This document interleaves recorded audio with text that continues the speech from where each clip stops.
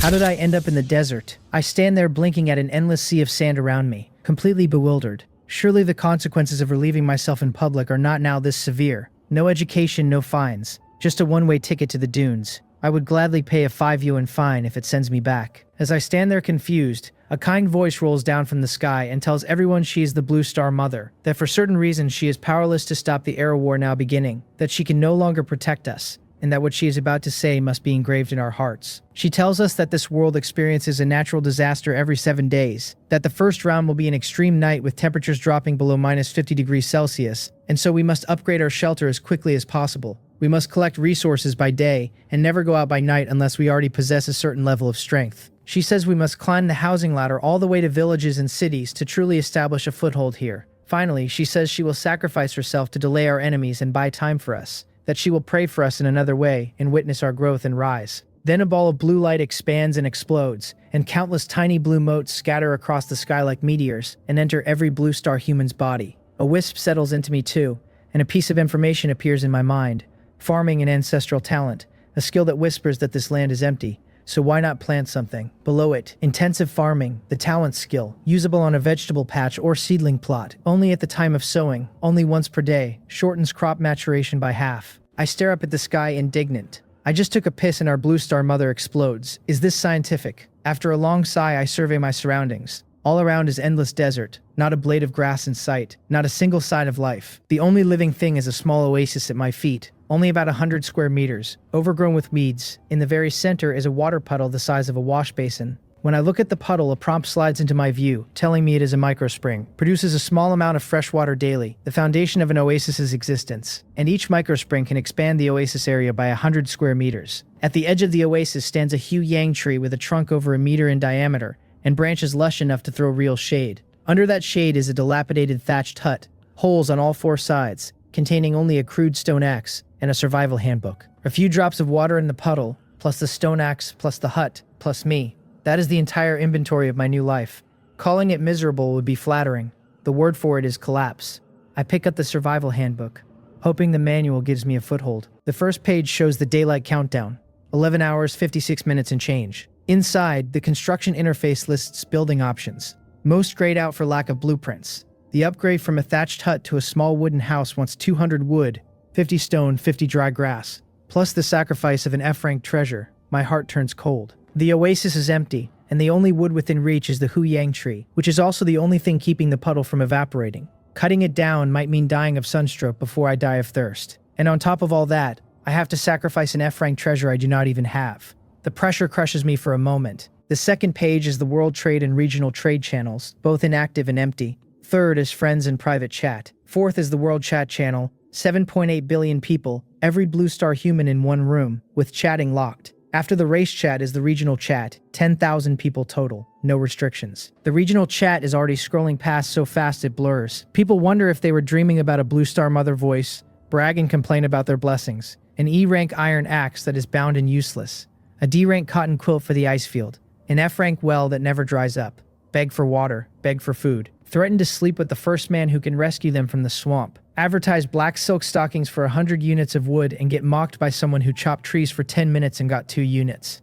I read enough to confirm that everyone got something different, mostly resources tailored to their environment, mostly F or E rank, almost no D rank, no C rank seen. I figured Blue Star Mother probably handed me farming because the desert is so barren that only farming will keep me self-sufficient. The problem is that farming wants vegetable patches, seedlings, and fertilizer, and I have none of these. Nothing falls from the sky. I refill my water bottle at the puddle, take the stone axe and the handbook, and head east because the south, north, and west are all flat, featureless dune, while the east shows a small mountain. The desert teaches me as soon as I step out of the oasis. The sun beats down so hard that even with my jacket as a barrier, my skin stings like 1,000 needles. The air I breathe scalds my lungs. The yellow sand under my feet acts like thick syrup, hot and slow to walk through. I have no thermometer, but with the direct sun and the heat reflected off the sand, the perceived temperature must be at least 50 degrees Celsius, and I am inside an oven. I hold my jacket above my head as a makeshift sunshade. 20 minutes of trudging later, I spot a wooden treasure chest under a small dune and rush to it as fast as I can, praying to Blue Star Mother for something good. I open the lid with reverence and find another farming artifact. A pack of sanitary pads, a pair of black stockings, and a wooden compost bin over a meter tall. Compost bin, F-rank treasure, Place raw materials inside to ferment. The higher the quality of the materials, the higher the quality of the fertilizer. With the warm reminder that it can take me from ordinary to F. The compost bin pairs perfectly with my talent. I had been hesitating about whether to commit to farming because of all the prerequisites. The moment I see the compost bin, I make up my mind. Farm. I will farm if I have to sell everything I own. I will farm until the end of time, until the seas dry and the rocks crumble. Otherwise, the talent and the bin both go to waste. Once I calm down, I look at the haul and groan, because the items are heavy. I could, in theory, list them on the trade channel at a high price, and then cancel the listing for a loophole, but listing anything on the trade channel costs a 1% handling fee, whether it sells or not, which closes that loophole. I stare at the chest. I could decompose it into 1 unit of wood, but it is such a good box, perfect for hauling things, too good to dismantle. So I dump everything into the compost bin, tear my jacket into strips, tie the bin to my back, and start walking. The bin is over 1 meter tall and weighs about 20-odd caddies, manageable in weight but awkward in volume. The trip back that should have taken 20 minutes takes me over half an hour, because I keep stopping to rest. By the time I reach the Oasis, I am sunburned crimson, my clothes salt-crusted from sweat dried in the heat. I dump the compost bin, wait for the sweating to slow, then douse myself at the puddle. While resting in the shade, I lash the cloth strips to the chest, turning it into a basket, and use dried huyang branches to frame a small awning of green grass over it as a sunshade. I fill the box with water for the trip out, but drinking from the box is awkward, so I tear a sanitary pad off the pack and use it to soak up water and squeeze into my mouth. Far easier than cupping my hands. Doubles as a face wipe, and dirtiness is not a concern when it is just feeding the mouth. With the sunshade installed, it is a different world out in the dunes. Riding high on finding a chest so quickly and getting an F-rank treasure on day 1. I joke at my own shadow that I have a touch of Ningkaichin about me and wonder if Xiaoqian is waiting for me on the mountain ahead. The mountain looks close but takes a full half hour to reach. Up close it is only about 200 meters tall, severely weathered, scattered with small stones, with sparse low shrubs on the slopes, and only camel thorn and cactus on the shaded foot. My heart sinks. The mountain is too barren, only stones and no other resources. Then I spot 3 dromedary camels not far ahead, leisurely grazing on cactus. Focusing on the tallest of the 3, I get a tag. Swift camel, F-rank creature, the king among camels with slightly enhanced stamina and speed. Herbivorous and docile, teeth and hooves becoming weapons under threat, with a warm reminder that 10 kilometers on 2 handfuls of grass is fuel efficient. Only the F-rank 1 is special. The other 2 are ordinary creatures, but I am still envious. Camels are the ships of the desert, strong endurance, easy to raise, and acquiring one would solve transportation forever. But these 3 are at least 2.5 meters tall at the shoulder, 16 or 1700 caddies of behemoth, and not something I can pick a fight with. I sigh that I really want a camel and prepare to leave quietly, when my eyes light up. The ground in front of me is covered with dry camel dung, and some of it is even F-rank, ready-made fertilizer material. I drop the box, drink the rest of the water, and start specifically gathering the F-rank dung. Dry camel dung is essentially dried grass clippings, odorless. In some places back on Blue Star it is even used as cooking fuel, so I have no psychological burden picking it up. In a few minutes the box is full and almost weightless, very easy to carry. I mock myself a little, using a treasure chest to hold camel dung. Surely I am the only person who would do something like this. Over an hour later I make it back to the Oasis so exhausted I cannot even sweat. The chest was full of dung this trip, so I had no water on the way. I almost dehydrate. I drag myself to the puddle, drink, recover for a few minutes, and laboriously shovel the dung into the compost bin. It only fills half the bin, but the bin's information updates: F-rank material fermenting, countdown 4 hours, 59 minutes, 59 seconds, expected yield 5 units of F-grade fertilizer. 5 hours is neither short nor long, so I cannot just sit and wait. Even though my body is falling apart, I drag myself out for 4 more trips to the small mountain. 2 trips for stones to make the 50 units I need to upgrade. 2 more for camel dung. I do not know how long the 3 camels have been at the foot of that mountain, but after 3 full boxes of dung the supply still looks endless. To compare grades fairly, I also ferment a bin of ordinary camel dung. The result delights me. Ordinary fertilizer increases ordinary crop yield by 20%. F-grade fertilizer on F-grade crops is 20%, but on ordinary crops the bonus doubles to 40%. Both fertilizer and my talent can only be used at sowing. The question is whether they stack. I have seen ordinary seeds on the trade channel with 7-day maturation. If the stack works, 7 days collapses to 16.8 hours. Others harvest once a week. I would harvest once a day. This is no longer leading at the starting line. My starting point is everyone else's finish line. The 1,000-year-old farming soul in my blood begins to thrash. I cannot wait. I want vegetable plots. I want seedling plots. I want seeds. I want to farm right now. I sit under the huyang and force myself to calm down. I have 1 stone axe, 50 units of stone, most of a pack of sanitary pads, a pair of stockings, 5 ordinary fertilizer, 5 F-grade fertilizer, and a little fresh water. The fertilizer is the most valuable, so it is the only thing I can trade. I am unwilling. That fertilizer cost a day under a brutal sun, but selling raw materials never beats selling finished products, and I am poor. Fine. Fertilizer it is. Plenty of camel dung tomorrow. The most important thing now is buying seeds and a vegetable patch. If my guess is right, starting tomorrow I will have a continuous food supply. The World Chat and World Trading channels are not open yet, so I open the Regional Trading channel, and almost every listing is a request for food. Listings selling food are countable on one hand. I search for the keyword fertilizer and find many requests, mostly trading wood and stone for fertilizer. Nobody is selling. I exhale. The food shortage has driven fertilizer prices up, which is good news for me. I switch to the chat channel and find walls of despair. Fair-skinned long-legged offers. Gold necklaces for 50 grams of meat. IOUs for 100,000 for one bite. Dying wishes. Taunts about how Blue Star is gone, so where do you want to die back to? Brothers who got bitten by snakes digging earthworms. Women who dug a yam all day and got only one root. Men who ate tree bark and died of it. Complaints that treasure chests open weird things but never food. And a sober question about why so many people are surrounded by jackals or crocodiles and unable to fish or forage. The whole channel is one extended scream about food. I confirm what I already suspected. Food is hard currency now. While I am still thinking, a man named Joe Rang sends a regional message that detonates the chat. Selling fish meat, 50 grams for 50 units of wood or stone. Buying various F-rank treasures for 100 grams, especially fertilizer, price negotiable. The thread fills with begging. I send him a private message asking what he can offer for fertilizer. He asks for the item info and follows up with a voice call. I accept. He tells me that after collecting all day, he finally found someone and asks how I want to sell. I float a test price, 150 grams of fish meat per unit of fertilizer. He says he only buys F-rank treasures for 100 grams. My price is too high. I tell him 1 unit of fertilizer matures crops a day and a half early and yields 20% more, that it is no less valuable than an F-rank treasure, and that I am the only fertilizer seller in the entire trading market, so the price is reasonable. He thinks for a few seconds and offers 150 grams in exchange for me committing to 10 units a day. I refuse without hesitation. Output is too low and I need it myself. We bargain for a long time and finally settle at one whole fish, no less than 600 grams per unit of fertilizer. The first transaction is 5 units of ordinary fertilizer for one whole sea fish, slightly over 600 grams. Then I press. Since you are buying fertilizer, you must have vegetable patches and seedling plots. Do you have spares? He laughs and tells me yes, but vegetable patches grow grains and so are pricier. Seedling plots only grow trees and can be cheaper. I send him the F-grade fertilizer info without a word, and he curses outright at how good my stuff is, asks why I did not bring it out earlier, and sets a hard cap,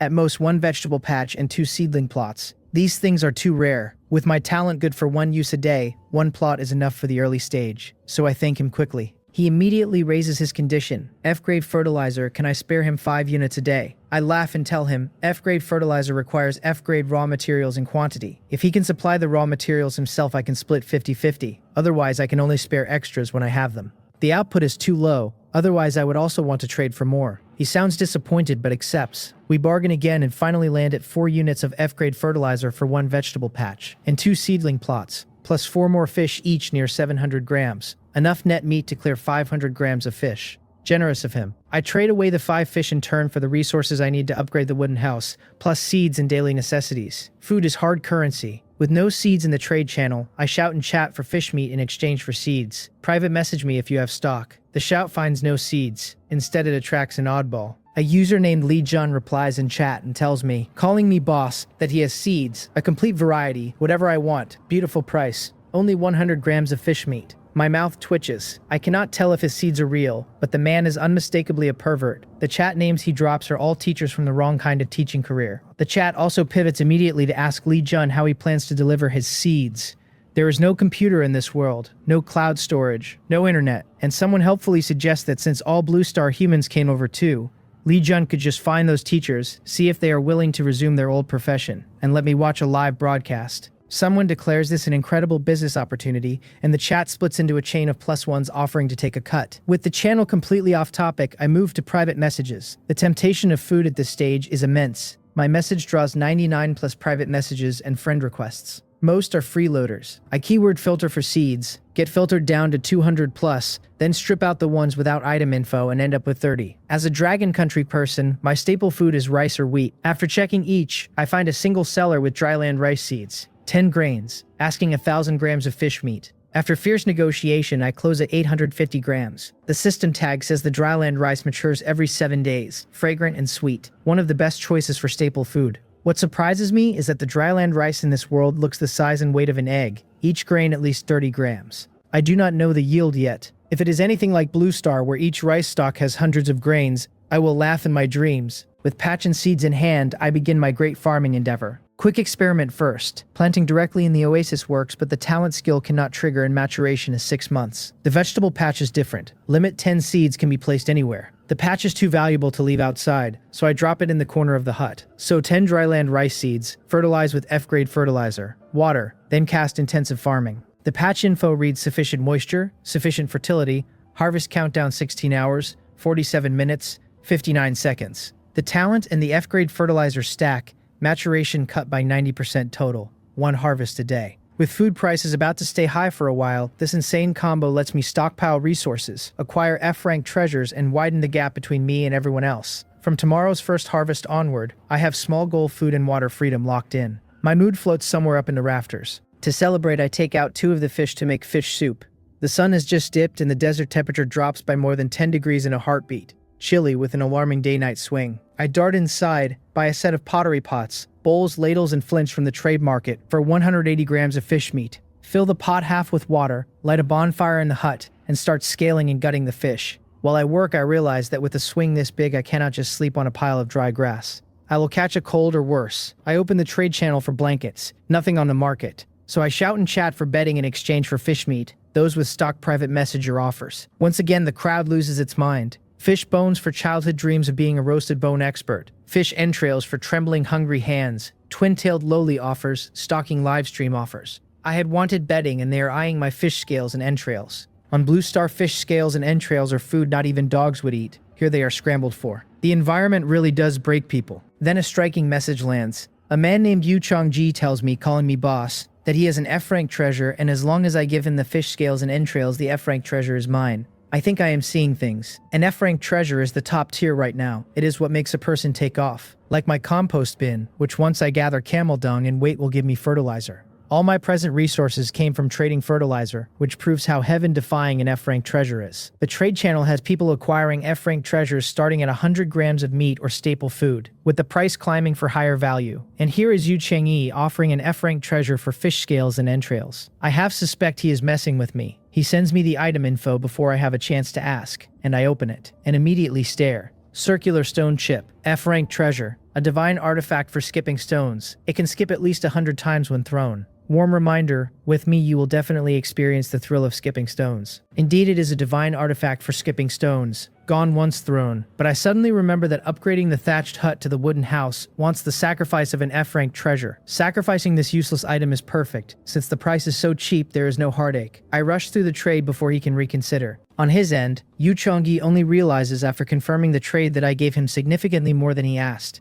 Both fishes worth of scales and entrails, when he had only asked for 1 fish. He hesitates between pretending not to know and quietly keeping the extra, or admitting it and returning the excess. Finally, he decides to tell the truth, that being poor is fine but lacking ambition is not. He sends me a message saying I gave too many fish scales and entrails, and that he only needs half. I am stunned for a beat at how honest the guy is. Then I tell him I killed 2 fish to begin with and I never said it was just 1 fish's worth. He apologizes for the misunderstanding. I tell him not to feel burdened. The circular stone chip is an F-rank treasure after all. He should accept it. He thanks me profusely, promises to repay me in the future, and at his insistence I accept his friend request. He becomes the second name on my list after Joe Rang. I exchange the fish for 500 units each of wood, stone, and dry grass. I would buy more, but the Oasis is too small to hold it. With the materials staged, I open the survival handbook and confirm the upgrade.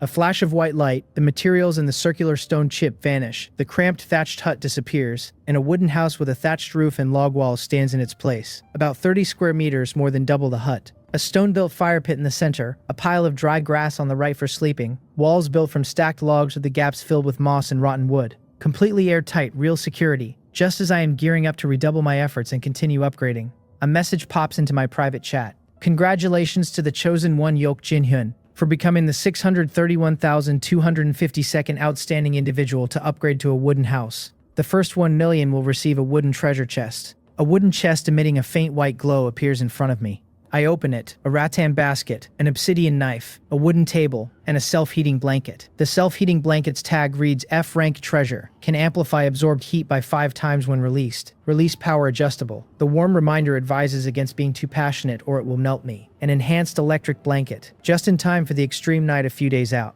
When I open the survival handbook for the next upgrade, I am dumbfounded. The next level stone house wants 1,000 stone, 300 wood, 100 lime, plus the sacrifice of 5 F-rank treasures. 5 F-rank treasures, they might as well rob me. The stone house does come with proper rooms, courtyard, fence, and a cellar that can store a great deal, so it is worth the price. It just is not happening tonight. I scan the chat channel for betting, none for sale. I post a message saying I am buying betting with fish meat. Message me your offers. I will not buy at all if there is none. A man named Wang Haiyang sends a sarcastic reply telling me to buy if I want or not if I do not, asking if I am just bragging that I can afford fish. What is there to be proud of about that? Several more agree. Fish are too fishy. Anyone can get them. Who is showing off to whom? I am too lazy to argue. There are always people who cannot eat the grapes and call them sour. Just as I am about to close the handbook, Yu Changdi cuts in for me. He tells Wang Haiyang that I eat fish based on my strength, and asks what business of his it is, and tells him if he is so capable to go eat it himself instead of barking here. Wang Haiyang sneers about who it is, and the prodigal who exchanged an F-rank treasure for fish scales and entrails. Yu Cheongyi fires back that he has many F-rank treasures and likes being a prodigal, and asks what capital Wang Haiyang has to be won. He keeps poking. If you were really that great, would you not even have a number? Calling Wang Haiyang useless and triggered. The exchange immediately makes the rest of the chat curious about what a number even is. Yu Chengyi explains, a number is the rank you get when you upgrade to a wooden house. The number is based on how many people upgraded before you, and only the first 1 million get one. IDs with a number have their messages auto-pinned for 10 seconds and can change font color. I look across at Yu Chengji's ID and see 583911 trailing his name. Mine reads 631252. Exactly my upgrade rank. I had assumed Yu Chengji was doing badly because he could not afford food, and instead he upgraded the wooden house before me. Cannot judge a book by its cover. The number explanation sets the chat on fire. Everyone wants one. Recruitment ads start firing. Number Alliance recruiting. Alliance has 2 numbered bosses, all welcome. Mutual Aid Alliance recruiting. Leader has a number under 10,000. True super boss. Solidarity Association recruiting has bosses with numbers to help you level. I shake my head and close the handbook to make dinner. As soon as I drop 2 fish into the boiling pot, a string of low howling sounds outside the door, and I press my eye to the door crack and my face changes immediately. Holy cow, how can something like this be in the desert? Under the moonlight, more than a dozen skinny sandwolves with glowing green eyes are circling the wooden house, trying to find a way in. After a few laps, they realize there is no opening and start gnawing the walls with teeth and claws. The grating creak of their teeth biting into the wood, plus the swish of their claws scraping the boards, makes my scalp tingle and cold sweat trickle down my back. I cannot see the damage, so my imagination fills it in. First a wooden wall about to be torn open, and a dozen sandwolves rushing in to leave nothing of me behind. Then a thigh-thick log wall that will hold against teeth and claws, and sandwolves who will give up and leave. The 2 scenarios seesaw. I sit there with my stone axe in a death grip, while every second feels like a year. Eventually the scratching stops. The sandwolves have left the oasis. I slump to the floor gasping. Before this, I was just an ordinary employee at a small advertising company who liked staying home with games and reading novels at night. The most gruesome thing I had ever seen was a cat run over on the road. In 25 years, this is the closest I have come to dying, and saying I was not scared would be a lie. After 10 minutes of recovery, I mutter that there are even wolves in the desert, and that Blue Star Mother was right about not going out at night. The fish soup has boiled completely dry. I lose my appetite, eat the fish meat in a few bites, lie down on the hay fully clothed, and plan tomorrow to distract myself. Fertilizer all used up. More dung tomorrow, the patch harvests around 1 in the afternoon. Then warm clothes and bedding. Then a spring because the oasis is too small to store anything. Then self-defense weapons because the stone axe is too heavy and weak. And medicine. I am asleep in minutes. The night passes without incident. When I wake, the sky outside is faintly lit. The handbook tells me today's daylight is 2 hours shorter than yesterday's. Only 10 hours total. Less time, more urgency. I check outside through the door crack first, see nothing unusual, and step out to find the wooden wall riddled with what looks like horror but turns out to be only peeled bark. The logs themselves are nearly intact. Of course, thigh-thick logs do not yield to a dozen sandwolves' teeth and claws. Last night, I was scaring myself. Still, lucky I upgraded. The rickety thatched hut would have been wolf food with me inside. I wash up at the spring, stoke the fire pit, and roast the 2 fish from last night for breakfast. After eating, I take my axe and a clay water bottle, heave my sun-shielded chest onto my back, pull a handful of desert wormwood from the Oasis, and head for the small mountain again. The sun is just as fierce. My arms and legs are red with sunburn and the skin sensitive enough that I exchange my leftover fish bones for a wide-brimmed straw hat. An hour of trudging brings me to the foot of the mountain drenched in sweat. The 3 camels are still there, leisurely chewing cactus and camel thorn. I drop my axe and chest, hold the wormwood, and approach with the gentlest movements I can manage. Yes, I am coveting these 3 camels, and preparing to extend an evil hand. No, an olive branch of friendship. Forcing them is not an option. Strategy is required. I do not know how to tame camels, but I have raised dogs. Newly adopted puppies need to get used to your presence, then closing distance with food, then a head pat. The same pattern works for wooing girls. First chat, then closer. Then if you make first base, it is a great achievement. The principle is universal. At about 20 meters out, the 3 camels raise their heads and stare at me. 3 behemoths' undivided attention is unnerving. A bold harvest reward bold approaches, so I steady my mind, stop, gently shake the wormwood, and pitch them in the gentlest voice I have. Hello, my company is recruiting camels. We provide food, drink, and lodging. The workday is only 12 hours, occasionally a little overtime. Would they like to come work for me? The 3 camels probably have no idea what the 2-legged creature is babbling about, but the wormwood smells fresh and tasty, so they begin to gurgle. I freeze, mouth half open. Well, I had only wanted them to work for me, but they want to be my brothers. Gurgle, gurgle. All right then, brothers it is. 3 camel bros. Come on, this is the company's signature dish. Taste it and see if it suits the palate. I gently put the wormwood at my feet and slowly retreat. Once at safe distance, I exhale. The first round of contract negotiation went smoothly. The 3 camel bros are eating the company's hospitality with real enthusiasm. As long as I capture their stomachs, I win their hearts. After picking another full chest of dung, I head back to the Oasis with a light step. After 3 more friendly trips to the small mountain, each with wormwood out as employee benefits and a full chest of dung returning, the compost bin produces another half bucket of F-grade fertilizer. 5 units total. My relationship with the 3 camel bros also tightens. From 20 meters out at first, I can now approach within 10, and at this rate I will be holding hands with camel bros soon. By the time I make the 3rd trip back, I am completely cooked. So I drop into the shade for a rest and time it perfectly with the most exciting moment in the vegetable patch. After a night under the talent, skill, and fertilizer, the dryland rice is ripe. The 10 plants in the patch have stems thick as an adult arm, an absurd 1.5 meters tall, each carrying heavy ears. The ears are filled with rice grains the size of chicken eggs, each plump and giving off the unique fragrance of grain. This is the first time I feel the joy of harvest in this world. My mood is electric. The image of a single straw of rice with over a dozen chicken eggs hanging on it pops into my head and is funnier than it has any right to be. The only regret is that on Blue Star a rice ear yields at least 100 grains. Here each ear has only 14, 10 as base yield, 4 extra from the F-grade fertilizer's 40% bonus. Still spectacular. Each grain is at least 30 grams. 14 times 10 years equals 140 grams, at least 8.5 caddies. I will eat half a caddy at most, plus 10 reserved as seeds, leaving over 7 caddies tradable. In the current food sold by the gram market, 7 caddies is a fortune, and I will have it every day. Why ask for a bicycle? I'd harvest all 10 plants, peel 10 grains as seeds, replant, fertilize, water, and intensive farming. The routine is already familiar. 1:30 p.m. Tomorrow's harvest will be ready around the time I wake. I peel the grains, husk them by hand the simple way, easier than undressing a girlfriend at any rate. And the husked rice is white, plump, warm-gleamed like just peeled hard-boiled eggs. I've been busy all morning, tired and starving, and the rice fragrance lights my appetite on fire. I peel 5 grains into the clay pot, and since this is my first time cooking grains this large, I add a full pot of water. In case there is not enough, porridge would be fine. Under a strong fire, the water boils and a rich aroma of cooked rice pushes the lid open and fills the room. My stomach rumbles uncontrollably. Half an hour later, the rice grains, originally egg-sized, have swelled to palm-sized, like well-risen steamed buns. I poke with chopsticks, soft and firm, time to eat. I blow on a grain to cool it and bite. The rice in this world is much softer, stickier, and sweeter than Blue Star rice. More than 10 times the taste. Even without side dishes, I feel I could eat 10 bowls. Reality clearly overestimates my appetite. 3 grains plus a bowl of thick rice soup and I am full. With 2 grains left in the pot, inspiration hits. I photograph the rice and the pot with the survival handbook and post it to the chat. Brothers, guess what this is? The chat lights up with guesses. Egg, tofu, coconut, goose egg, ostrich egg. The largest is ostrich. After 10 minutes of fun, I drop the answer. All wrong, the small one is rice. The two big ones are rice cooked from it. The chat explodes. Holy cow, this is rice and cooked rice. Did I pour out my rice washing water? Can he have the dishwater? Please give him just a sip of rice soup. Your wife has been looking for you. I, Qin Shi Huang, want a bowl of rice soup. Dying wishes that will only allow death in peace if rice soup is granted. The screen scrolls past me in disbelief. Just as I am dumbfounded, Yu Qiangji sends a private message that lights my eyes. Boss, I found some wild strawberries here. Can I exchange them for a bowl of rice water with you?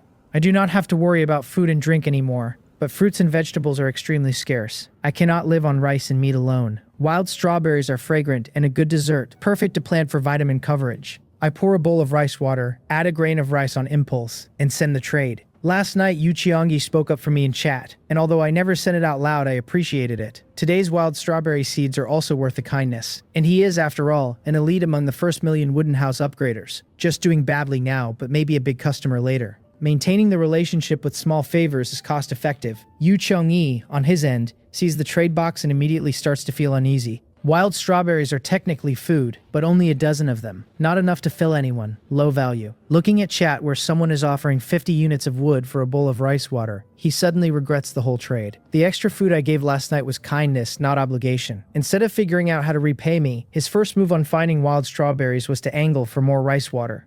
Ungrateful. Just as Yu Qiangji is wondering if I will delete him for the imposition, the trade comes through and shows him not only a full bowl of rice water, but a grain of rice on top. He hurries a message saying I gave too much. He only needs a sip. I tell him the wild strawberries are very important to me and worth this, and thank him for speaking up last night. He deflects that he was just speaking fairly. I tell him it is fine. I cooked too much. It is a waste if it goes uneaten. Just take it. We are friends after all. The word friends stops him cold. As a congenitally deaf-mute orphan abandoned by his parents since childhood, Yu Chengyi has lived through 20-plus years of cold glares and injustice, discriminated against at school, in friendship, in jobs, in dating, and even in this world by being placed on a desolate high mountain with altitude sickness and no medicine. The disability in the experience has forged a sensitive, self-deprecating, extreme, but also self-reliant and resilient character. He did not lose heart in this world. He used the E-grade iron pickaxe Blue Star Mother gave him as a blessing to mine stones, save resources, and upgrade his wooden house ahead of most people. He owed me a favor from yesterday already, and now I not only do not mind his lack of tact, but send him rice water plus a grain of rice, and call him my friend. The phrase "we are friends, aren't we" loops in his mind. Yu Cheng's original given name was different. He changed it himself to mean the heavens had abandoned him, and now for the first time the heavens seem to have given him a small charity. He stares at the message. Friends, we are friends, aren't we? And tears fall. I have no idea I have just rerouted his entire emotional architecture. I figure if I am sending one, I might as well send two, and I trade Joe Rang the same. A bowl of rice water and a grain of rice. Joe Rang's number is 9527. Top 10,000 for wooden house upgrade, and he managed real fish on day one. Strength, in other words. Worth maintaining. Wealth concentrates in the hands of a few. Whether my rice can earn good things depends on whether strong people like Joe Rang are interested. He sends a voice call. He gawks at the giant rice, asks where I got it. Grown it, I tell him. It is only the second day and my stuff is already ripe? I cough. Just good luck. Picked up a ripening skill, that is all. He wails at the unfairness of it, says he almost got bitten to death by a shark, and I just casually grew food that ripens in a day. I get curious. See? He confirms he is on an island, but it is the size of a fart, all reefs and reefs, a trash island. Then he changes tone and tells me, mysteriously, that he just picked up something good and guarantees I will be interested. Does he send the info? Of course, he sends. My mouth waters. Star crystal orange seed. F-grade plantable to grow F-grade star crystal oranges. After consumption can enhance physique up to F-grade physique. Maturation 30 days. I had not known fruits and physiques had grades, let alone that an F-grade fruit could enhance physique. Heaven defying. With my talent and fertilizer, this is a money tree, and I can eat it myself for the upgrade. I have decided I am buying it, whatever the price. Brace for the fleecing. To my surprise, Joe Rang says with a smile that he could not possibly take money. You just said it yourself. We are like brothers. It would be too distant to talk about money between brothers. Anything free is the most expensive. I asked, tentatively, what he means by that. He asks how old I am. 25. He is 28. 3 years older, calls himself Brother Rang to his friends and tells me to do the same. Then he gets serious. He and I both know how valuable this seed is, and before he gets to the main topic he wants to ask one question. If he gives me an F-rank seedling plot and the seed, how long until harvest? I run the math. Talent halves the maturation. F-grade fertilizer adds 20%. 9 days. He hisses appreciatively, confirms my skill works on F-grade and is 50%. Calls me an abnormal monster. Inside, I think, if he knew it works on every grade, he would faint. He apologizes for the test and lays out the deal. This seed cannot be sold, but he has a friend with an F-rank seedling plot, and rather than the two of them splitting 50-50, he proposes the three of us cooperate and split equally. I push back on the split. Even though they provide F-grade tools and the seed, I provide F-grade fertilizer and my skill. And skill use has limits. Using one less time means losing several caddies of rice for me. Even at 0 loss, an early harvest by 9 days makes equal split unfair. He thinks for a long time, asks for permission to talk to his friend in a small group, and I agree. After the call, I realize I had been promoting rice water and the conversation has drifted to cooperative planting trees. The chat is still asking for rice water, so I post, "Rice water is free, trade me a bowl, first 10 messages only." The chat erupts in praise, and the requests fly in. I give a small half bowl to each of the first 10. The whole chat's topic becomes rice water, free advertising for the rice. After 10 minutes, Joe Rang has not messaged back. I am not anxious. My skill plus fertilizer can ripen an F-grade fruit tree in 9 days. Who else has that? As long as Joe Rang is not a fool, he will seek the cooperation. I tidy the bowls and chopsticks, bundle the harvested straw to give the 3 camel bros a taste. Sweat through another hour to the foot of the mountain. The 3 camels have adapted enough to my feeding that they do not flinch when I approach. I now press to within 10 meters, an inch closer, taking an inch when given a mile.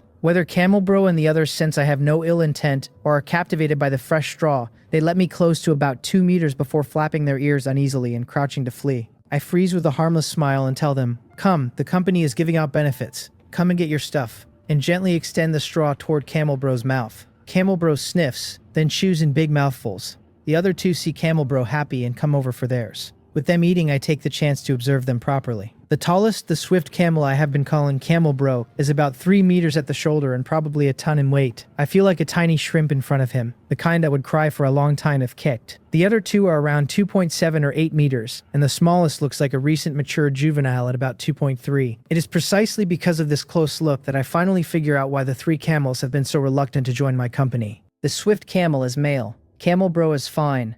The other 2 are both female, and the smaller one is clearly the couple's daughter. So I had even gotten the names wrong. No wonder the family of 3 refused to join. I am someone who corrects mistakes as soon as I see them, so I quickly adjust. Camel Bro, Camel Sis, Camel New.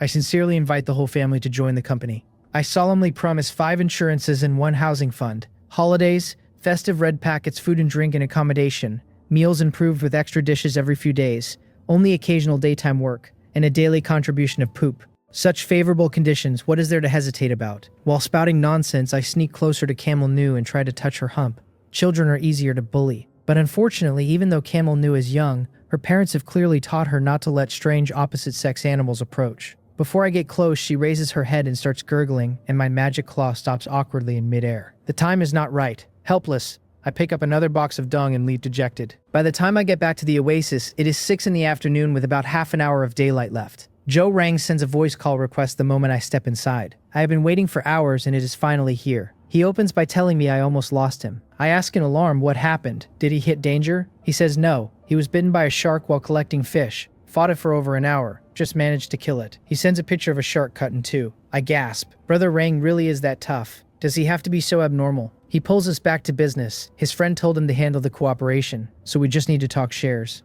He asks me to go first. I float 6'4". My for 6. He guilts me, asking if elder brother is just a title without emotion since I used to call him that and now ask such a high price. I tell him it is just my opinion. Ask what is his. He clears his throat and offers 50-50 plus some fish to compensate. I cut him off and ask if he thinks I lack ordinary food. He coughs, asks me to pity him. His island is all reefs with hardly any trees. Miserable. I tell him I am in the desert surrounded by sand with not even grass let alone trees. If we are talking misery, I am more miserable, and I really think 6'4" is acceptable. I take a photo of the dunes and send it so he cannot say I am bluffing. He looks, gives up the misery card, plays the emotional one, asks what I think of him as a person. I tell him indifferently that if I get 6 and they 2 get 4, then he is the best big brother in the world. He sees I do not play by the rules and switches tone and tells me frankly that he and his friend have discussed it. 40 for me, at least 30 each for them. He argues that they hand over F-rank seedling plot and F-grade seeds, and it is unreasonable for them to take that risk and not even get 30. I think it through. Both items are priceless on the current market, and the 2 of them handing them over is a real gamble that I will not run with the loot. Plus on last night's trade, Joe Rang's 500 fish were 300 to 400 grams over, which I owe him. So I land a counter. Brother Rang, you are a straightforward person and I am not stingy. Let us both step back. I take 50, the two of you take 25 each. He is overjoyed for 2 minutes. Then his face changes and he slaps himself hard. Inside he knows that he and his friend are about to make a fortune. The question is whether half a harvest after 30 days beats 2.5 tenths after 9. After 30 days, F-grade food might be worthless. After 9 days, it will still be a scarce commodity. The share is not a one-time payout but continuous. And one step ahead means every step ahead. Starting to strengthen physique 9 days earlier is not the same concept as starting 30. They had set their bottom line at me getting 70 and them 15 each, and they were even worried I would not agree. When I said 60 earlier, he was already ecstatic. The bargaining and the so-called bottom line were just him trying his luck. My generous concession made him realize he had done something incredibly foolish. The right play is to build the relationship. Once I have other F-grade food, would I be too embarrassed not to share with my brother? Compared to the immense future benefits, this small share of star crystal orange is nothing. Since the shares are decided, no need to change them. The more he can get, the better. Who would dislike too much F-grade food? But doing nothing is not good either. He happens to have an F-grade blueprint he does not need, so he will give it to me and exaggerate its importance to make me feel indebted. A relationship-deepening trick. He pulls coarse salt scraped from the reef, seaweed from the beach, and an F-grade blueprint from his wooden chest, and confidently initiates the trade. After the trade goes through, I wait for Joe Rang to send the seedling plot and the seed. Several minutes pass with no movement. Just as I am wondering if he plans to back out, a trade request lands with more than the agreement. F-rank seedling plot, star crystal orange seed, an F-rank blueprint, 3 palm-sized crabs, seaweed, a small bowl of salt. I ask if he sent it to the wrong person. He says no mistake. I made a concession, so as my elder brother he has to show appreciation. The F-rank blueprint cost him 5,000 grams of fish meat through begging and pleading. Originally for himself, but now mine. The crabs are fresh, almost cost him his arm to a shark. Everyone is hurting for vegetables, so the seaweed makes do. The sea salt he boiled himself. None of it valuable, please accept for his sake. I tell him he is too kind. He laughs. Did I not think of him first when I got the rice? This is just returning the favor. Please do not refuse or I am not treating him as a friend.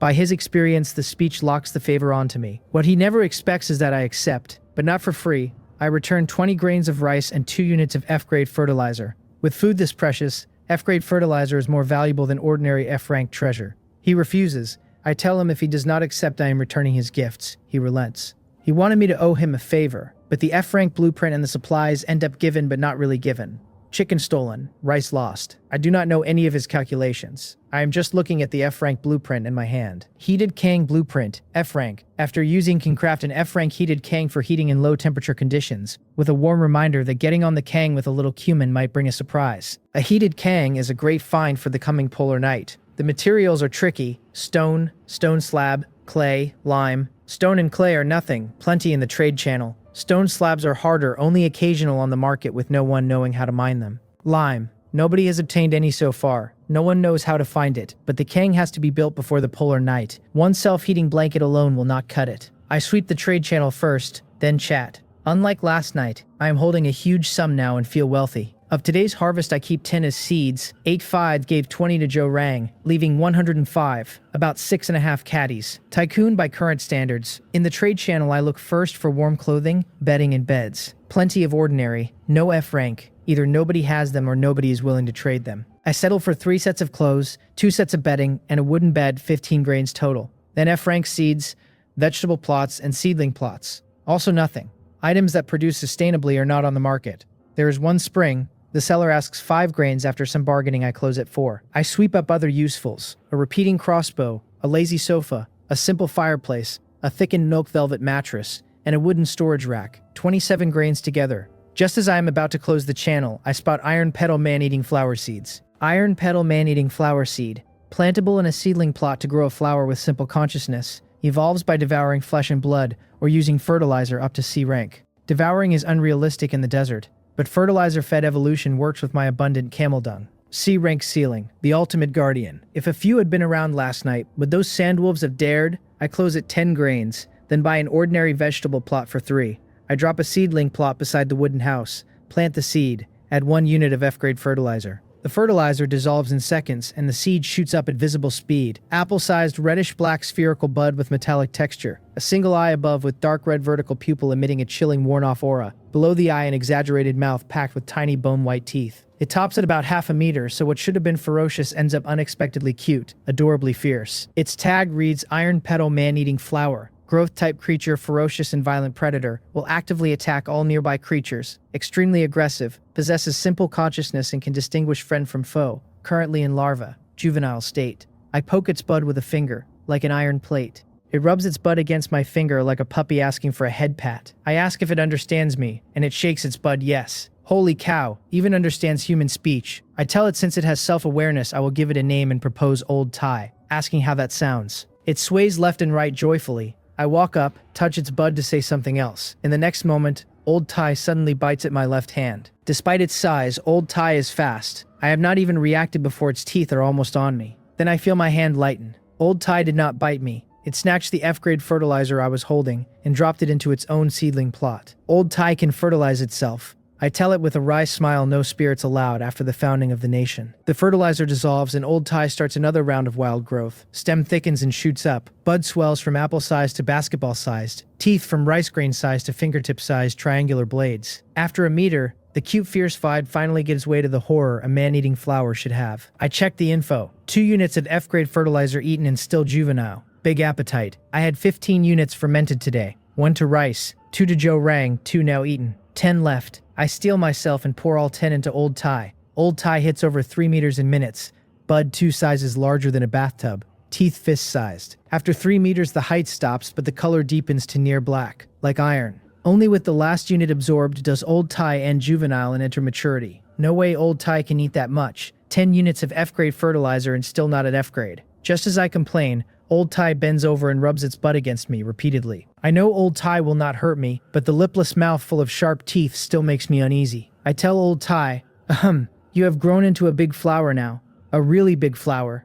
So do not act like a spoiled child or others will laugh at you. The single eye blinks and welling fluid pools on the rim like tears. A majestic 7-foot, no, 12-foot man-eating flower. Should it not be more ferocious and tyrannical? Always acting cute? Did I accidentally buy a genetically modified man-eating flower? I cave at the persistent, pitiful gaze and tell Old Thai to forget it. You are all my own children. Rub as much as you like. I let Old Thai cling to me and drop the spring I just bought into the puddle. The yellow sand around it visibly transforms into soil and green grasses sprout, the new grassland connecting with the original to form an oasis of about 200 square meters. The puddle doubles, holding more fresh water. Finally, I can bathe properly. I draw a bucket and bathe at the edge of the oasis, then notice on returning that something is off. Old Thai, originally planted to the left of the wooden house, has moved itself to the right next to the compost bin, lowering its head, single eye unmoving, drooling at the bin. I stare and ask Old Thai how on earth she got over here, and how the seedling plot moved with her. Old Thai trembles a few times and pulls its roots straight out of the soil.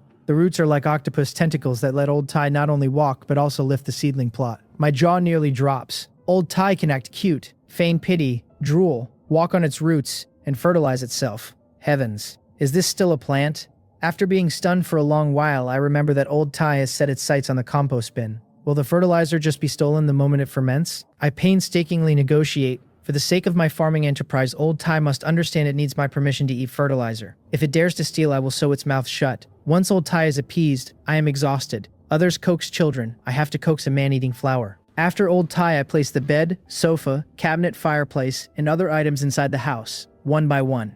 The empty room finally has signs of life. Then I post another acquisition note in the chat channel. 3 grains of rice for F-grade bedding and clothes. Weapons and armor. F-grade vegetable plots, seedling plots, and seeds. Also urgent buying 35 units of stone slabs at high price. Negotiable. Private message me item info and price. The chat fills with onlookers. Yu Cheongji, who is roasting locusts for dinner, sees my note and thinks privately that he can mine the stone slabs I need. We are friends. He should help. He has been mining stones with his E-grade iron pickaxe and figured out a method for mining stone slabs along the way, but slabs sold at trash prices, 3 units of wood per slab, so he basically gave up on producing them. Now seeing me urgently need them, he decides to spend all of tomorrow mining. He has eaten the 2 roasted grasshoppers, lays down on the hay in his clothes, and goes to sleep early so hunger does not gnaw all night, and so he can be out earlier to mine. While Yu Chang is sleeping, I am being dragged into the center of public opinion. The acquisition message has sparked outrage. People accuse me of being a numbered boss who is only offering 3 grains of rice for an F-grade item. Ask if my conscience has been eaten by a dog. Point out that others offer at least 100 grams of meat for F-grade items. Call me black-hearted. threatened to never sell to me, demand I get out of the region. At noon, I had advertised the rice, but most people were working during the day and rarely watched chat. So most still picture rice as those few millimeter blue star grains. A few people who drank the noon rice water try to defend me but get buried. Anyone who hasn't seen the photo would assume rice as big as an egg was a damn lie. So I just take a fresh photo, paste it with the word rice in big bold red text,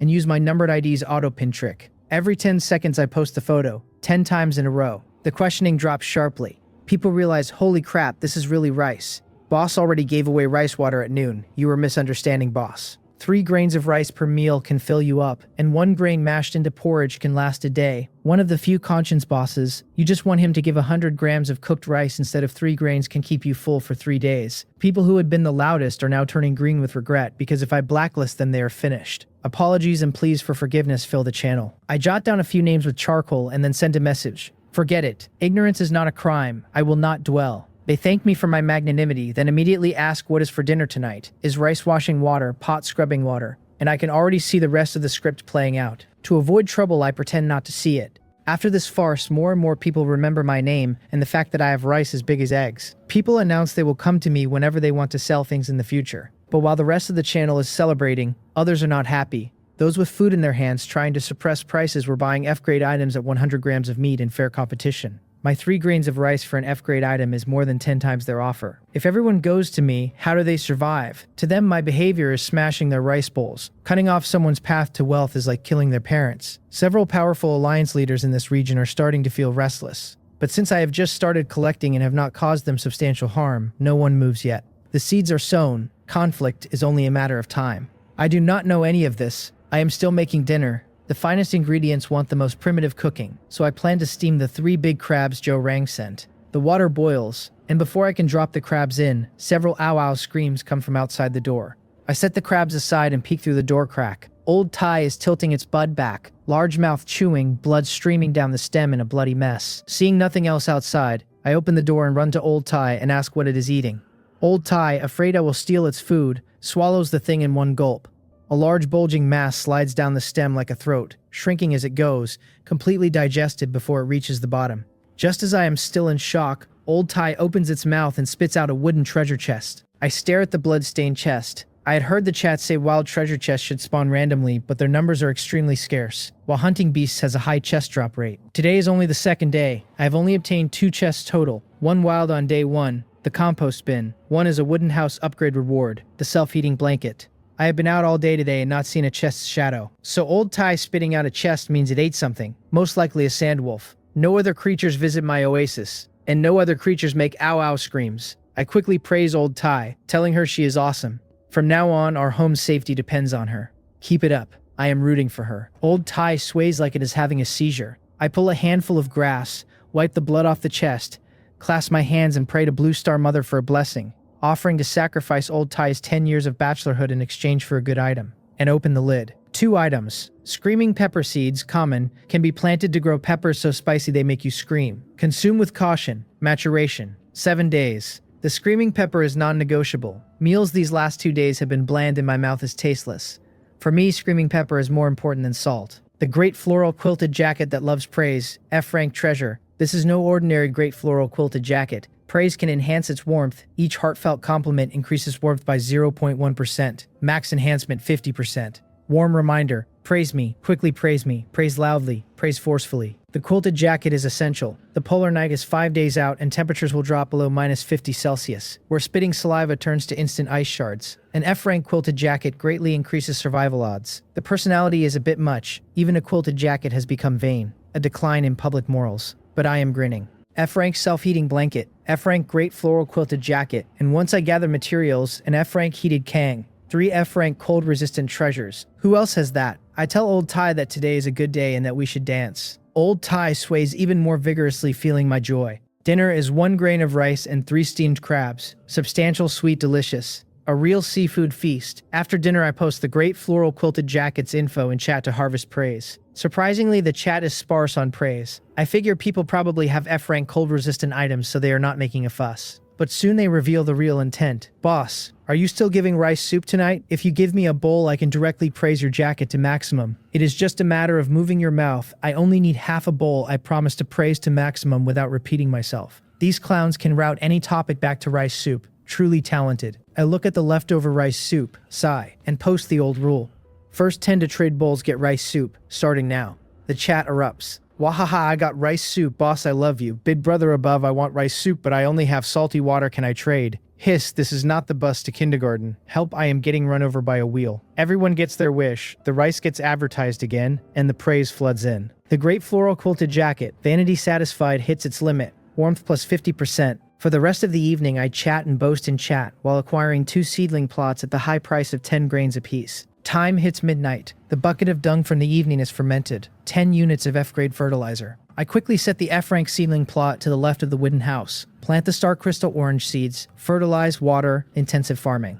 The seedling plot info reads sufficient water, sufficient fertility, harvest countdown 215 hours, 59 minutes, 51 seconds. 9 days. The 4th day after the polar night begins, the orange will mature. With its miraculous effect, I am incredibly excited. I wonder if I can arm wrestle Ultraman after my physique strengthens to F rank. Even if not, smashing bricks with my bare chest or breaking bricks with my hands would be good. After the orange, I drop 2 ordinary vegetable plots in the house, plant wild strawberries and screaming peppers, F-grade fertilizer on both. Both seedling plots mature in 4 days. Fruits and vegetables locked in. After all this, I yawn and prepare to sleep. I am not sure if it is the desert's natural day-night swing or the polar night's approach, but the desert that was over 40 Celsius during the day is only 4 or 5 Celsius now, chilling me to the bone. I spread out my new milk velvet mattress and cover with an ordinary thin cotton quilt, which feels much warmer. A good night's sleep. The next day at first light, I see the dryland rice in the vegetable plot is fully matured. I get up, harvest, peel tennis seeds, replant, fertilize, water, intensive farming. While I am working, Yu Qiangyi runs into big trouble.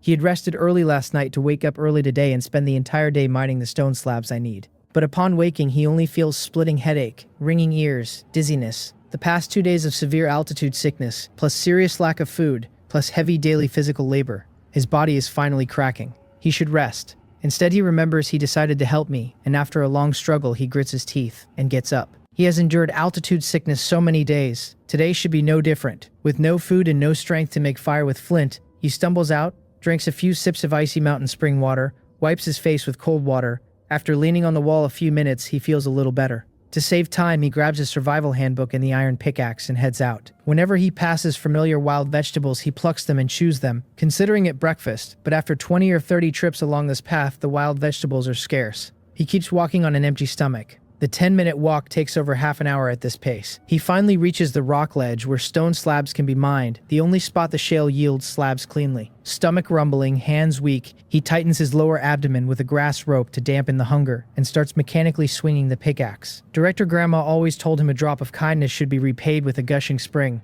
I helped him, so he must help me back. Otherwise, what kind of friend is he? While Yu Qiangyi pushes his body's limits, I am threshing the new harvest. With 10 kept as seeds and 130 new grains plus my 35 remaining, I now hold 165 grains. A tycoon.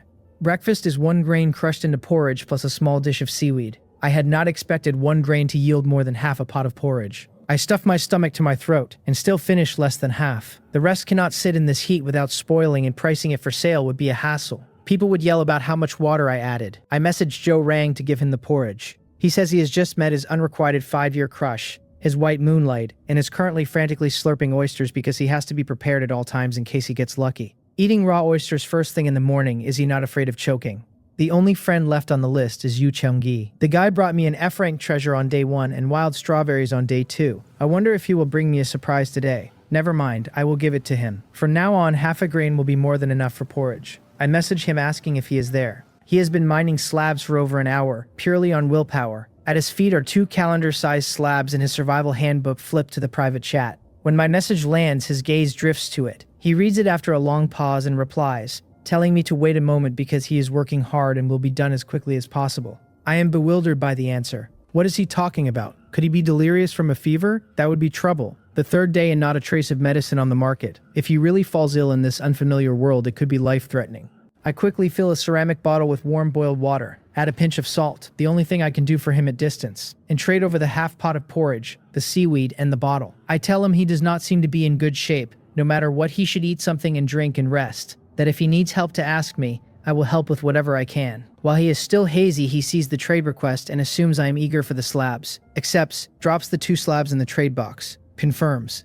After that, he cannot hold on. His vision goes black and he collapses unconscious. He does not know how much time passes when he smells a rich aroma of cooked rice so close he could touch it. He uses every bit of strength to crack his eyes open and sees a small pot of porridge right in front of him. He must be dying and hallucinating. Otherwise, where would porridge come from in a place like this and at a time like this? But it really smells good and he really wants to eat. Forget it. He is dying anyway. He has endured more than 20 years of grievances. He cannot let himself be wronged even in his dying hallucination. It is just a pity that he just made a very good friend and has not fulfilled his promise to him yet. In a daze, he eats all the half pot of porridge and the seaweed and drinks the warm salt water completely dry, then collapses again. As his body receives energy and the lost salt is replenished, his pale cheeks gain a little color. Even his furrowed brows present even unconsciously relax. But extreme weakness keeps him from waking. While he sleeps, I find something extremely unsettling. Even though Yu Changyi did not reply, the trade went through and I am happy with the 2 slabs. Material for an F-rank heated Kang. Almost extinct on the market, impossible to acquire elsewhere. Where Yu Qiang got them I will only know once he comes around. I send him another message. When you wake, remember to tell me you are safe, then bundle the straw, put on my straw hat, grab the crossbow, water bottle, basket and head out. Today's daylight is 2 hours shorter, only 8. Time is even more pressing. 4 more days until the polar night. Before then, I need to lure the Camel Bro family back home so they do not freeze to mummies in below 50 temperatures, and store more dung so I have a fertilizer stockpile, since in such cold I will not be able to go out. Walking and thinking, I arrive at the foot of the small mountain. After a basket of F-grade dung in the brutal sun, I notice the F-grade pile is almost gone. Ordinary dung is everywhere, but the F-grade has been depleted these past 2 days, looking like 2 or 3 more baskets and it runs out. I am mentally prepared and not anxious. Once Camel Bro is home, I will have F-grade dung as much as I want. But while feeding the family with straw, I horrify myself by noticing that the dung Camel Bro excretes here is ordinary, not F-grade. The discovery throws me into a panic. My biggest advantage is the talent plus F-grade fertilizer for daily rice harvests. Without F-grade fertilizer, I drop to ordinary, 20% bonus, and even with talent I am at 2-day plus harvests. My harvest cuts in half. I cannot accept that. I have too much unprepared. Lime and 5 F-rank treasures for the Stonehouse upgrade. Only 1 F-grade jacket with no F-grade pants or bedding. Expansion of planting scale. More vegetable plots and seedling plots. The Kang still needs 33 units of stone slabs. All of these want a lot of rice. F-grade materials absolutely cannot run out. Just as I am thinking about buying F-grade materials in chat, the Camel Bro family finishes the straw and walks out of the self-service restaurant. For 2 days I had seen them every time I came here, subconsciously assuming they were born and die here, never imagining they would leave. With the F-grade material problem still unsolved and the family about to embark on a spontaneous trip, my mood plummets. I call out, Camel Bro, do not go. Hiccup, hiccup. All right, I will support you. Hiccup, hiccup. Camel Bro probably says something like, you should take care of yourself first, you fool. And the family turns and leaves. I am anxious and check the handbook. 6 hours of daylight left. Plenty of time. I chase. There is no other choice. The family is too important to me now. Setting aside everything else. On my own 2 legs, I would not even explore a 10-mile radius around the Oasis in a year. To prevent getting lost, I have Joe Rang buy me a large pile of stones to mark every so often, and I ask him for a pot of water along the way, which makes him think something has gone wrong with me. Even drinking water is a problem now. Once he learns I am tracking camels, he teaches me the sun shadow direction finding method to keep me from getting lost. We chat the whole way. About an hour and a half later, I follow the Camel Bro family up a sand dune tens of meters tall, and a large reed forest suddenly appears in my sight. I stare blankly at the small pond not far away, and the next moment a line of information appears. Salt Flats, F-rank wonder, a land favored by heaven, immune to all natural disasters, has a certain chance to evolve ordinary plants into F-rank, with the warm reminder that it can be salty or savory. Which do I prefer? My eyes widen. A feng shui treasure land that can evolve plants to F-rank. Value immeasurable, especially with farming as my talent. I am rich. I am definitely making a fortune. Fortunately, I followed Camel Bro. I rush to the edge laughing wildly and see Camel Bro chewing an F-grade reed. Camel Sis and Camel New are eating ordinary reeds. The reed forest is 4 or 5 acres, half a football field, dense. In the middle is a saltwater pond 500 or 600 square meters, with algae and many fish. 3 other spots have F-grade reeds with F-grade dung clumped around them. Camel Bro has to eat F-grade plants to produce F-grade dung. Now I know the route, I have a solution. With my talent and fertilizer, I can just grow my own. The bigger find, among the F-grade reed forests, I spot some 3 to 4 dozen centimeter tall plants, all F-grade top-tier ingredients. Reed shoots, F-grade ingredient. Tender shoots of F-grade reed, crispy and delicious. Slightly bitter, a superior ingredient. Consumption can improve physique up to F-grade. Friendly reminder, if you want to eat me, soak me first or you will regret it. The same effect as the star crystal orange. Physique improvement after consumption. My heart pounds like a drum. The biggest surprise and gain of this trip. F-grade ingredient. This is an F-grade ingredient. I had originally thought I would have to wait 9 days for the orange to harvest before I could start improving physique, and I never expected to encounter an F-grade ingredient today. Heavens, am I dreaming? To confirm, I forcefully pinch Camel Bro beside me, who immediately grunts in disgruntlement. He probably cannot understand why this two-legged beast is acting crazy. I chuckle foolishly, and then catch on to a serious problem. Camel Bro clearly favors reed shoots, refuses to eat the perfectly good F-grade reed, and insists on competing with me for food. The leader has not eaten and the underling eats first, an inversion of natural order. I have Joe Rang help me collect 2 sacks and, ignoring Camel Bro's strong objections, scour the reed forest for F-grade reed shoots taller than 10 centimeters. If Camel Bro could speak, he would curse. Look at this two-legged beast. Is he doing a human thing? I have not even had a chance to eat, and he has already taken all the shoots. Maybe it is the wrong season or the yield is naturally small, but there are not many F-grade reed shoots.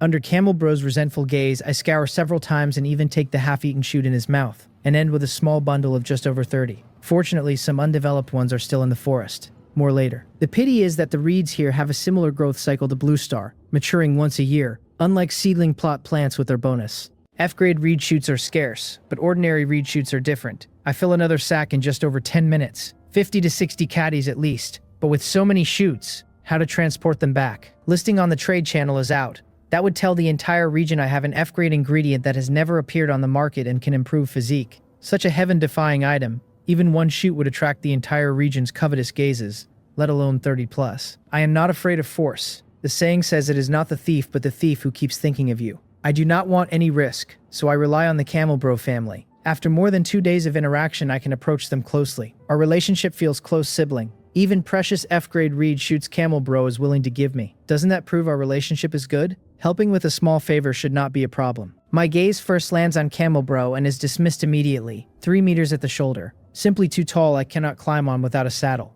Camel Sis is also passed. Riding his wife in front of Camel Bro would probably get me beaten. Camel New is a good choice. Both of us young, no generation gap. Most importantly, her height difference for me is not that great. Easier to ride bareback. The more I look, the more satisfied. To win Camel New's favor, I collect another small pile of shoots. While feeding her, I tell her, Camel New, you know I have always had high hopes for you. Our company also urgently needs talented camels like you. How about it? Come work for me.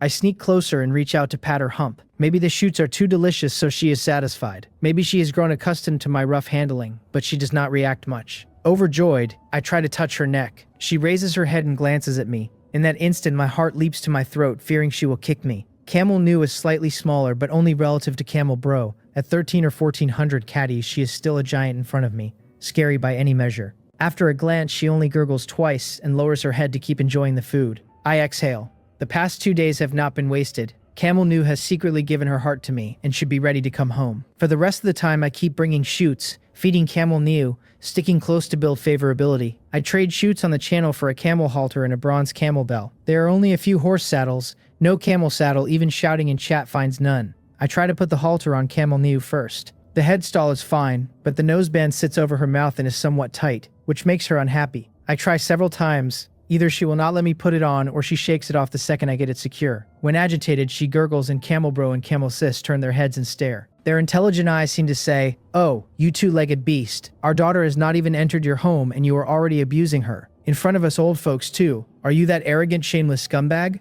Just as I am busy enticing Camel New, Yu Xiangyi, unconscious for over 2 hours, slowly opens his eyes. Where is he? Is he already dead? After a long moment of confusion, he realizes he is still under the rock ledge where he was mining. In front of him, besides the iron pickaxe and broken stones, sit an empty clay pot, a dried clay bottle, and a small dish. The three quickly remind him of his hallucination of eating before he fainted. No wonder it felt so real. It was real. Who gave it to him is a question with one answer.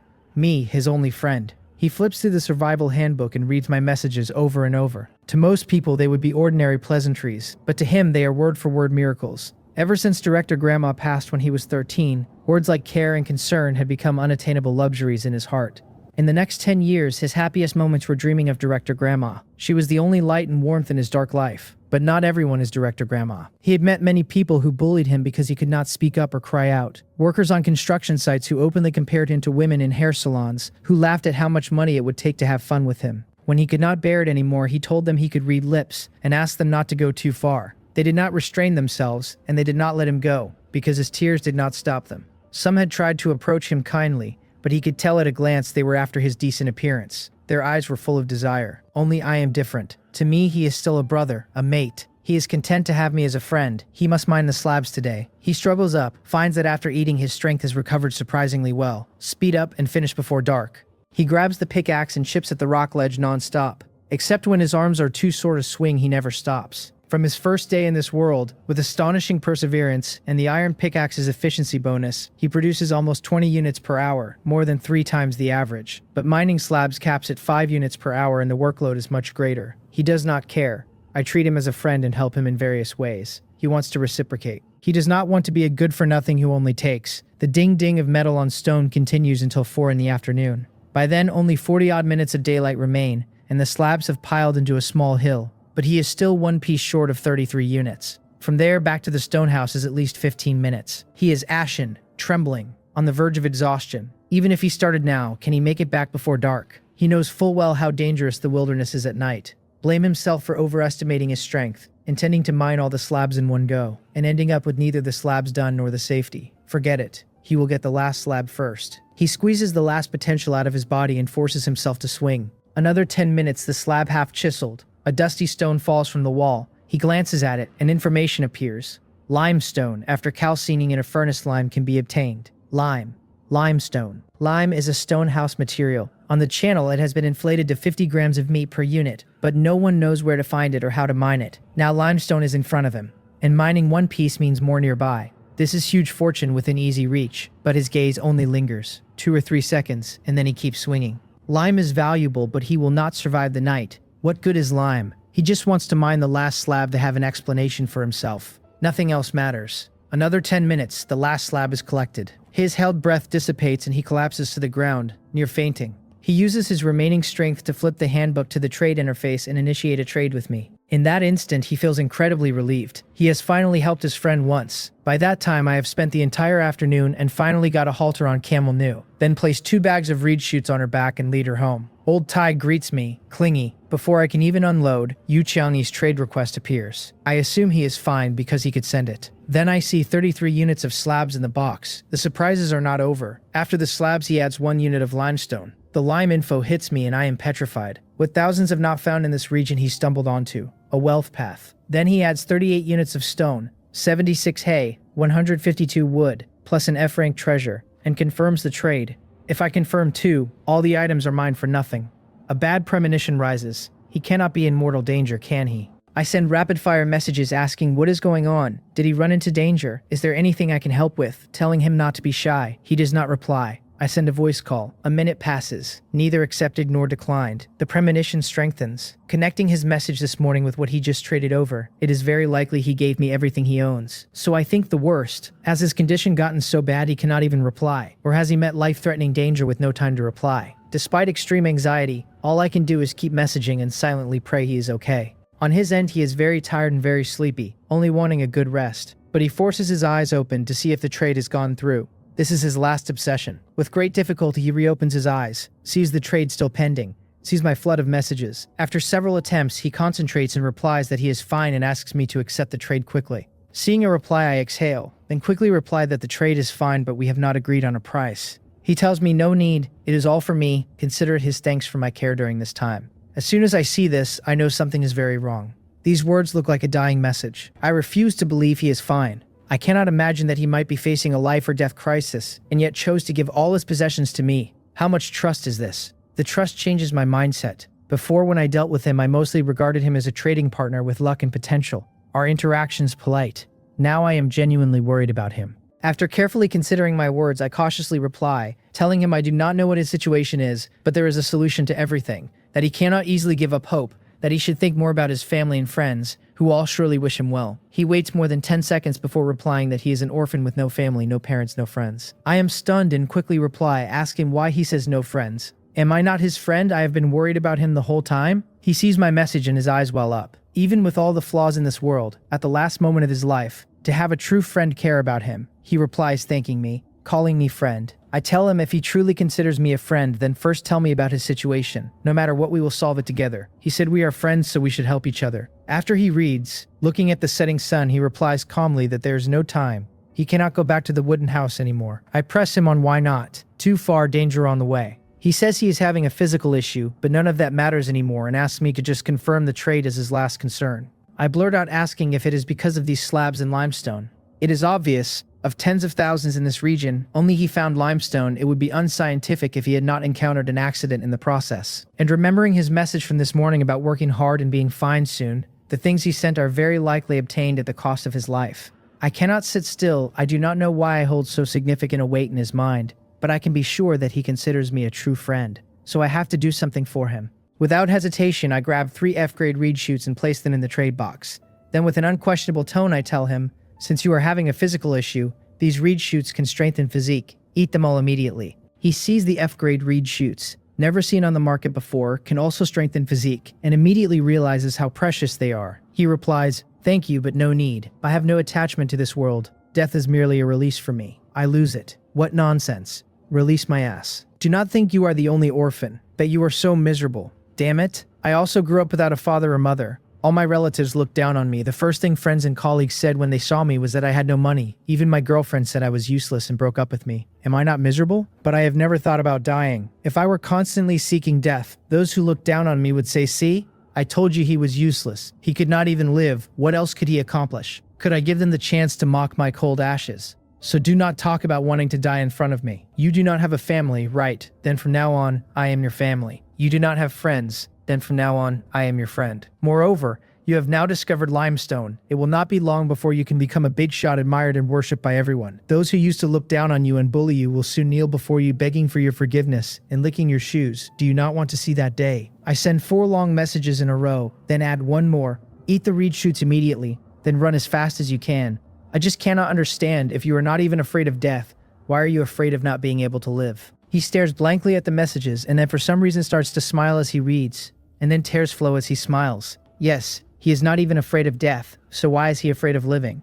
Before he could say he was helpless, lonely, that no one cared about his life or death. But now he has a friend who truly cares and helps him. He has only just felt the warmth of friendship. Is he truly willing to die now? No, not willing. Is it not just getting back to the wooden house before dark? Today, he thinks, even if he has to crawl back, he will crawl back. He sends, thank you, I will try my best to survive. After I see his reply, my heart returns to my chest and I confirm the trade. He does not even have the strength to lift a hand. Looking at the F-grade reed shoots within reach, he can only move his head little by little, control his mouth to open, eat the shoots along with the soil, taste a mouthful of bitterness. After they go down, a surge of immense energy rises in his lower abdomen and spreads throughout his body in a blink. His completely dry body recovers vitality. In 2 or 3 minutes, he recovers most of his strength and stands up, picks up the iron pickaxe and the leftover shoots, and runs for the wooden house without hesitation. While running, he does not forget to trade the precious shoots back to me. The reed shoots worked very well. I am on my way back. I will return these to you first. Tomorrow, I will mine limestone to compensate for the part I ate. I quickly reply, we can talk about it when you get back. Focus on your journey.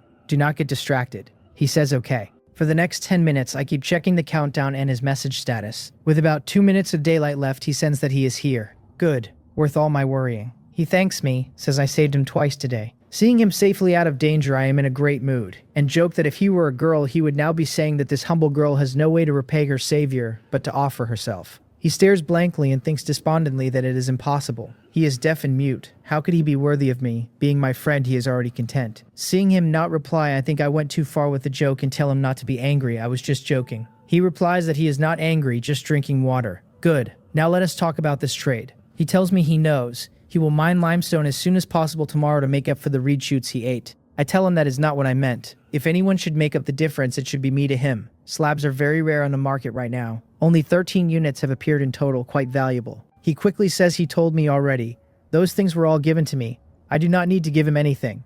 I tell him business is business and friends are friends.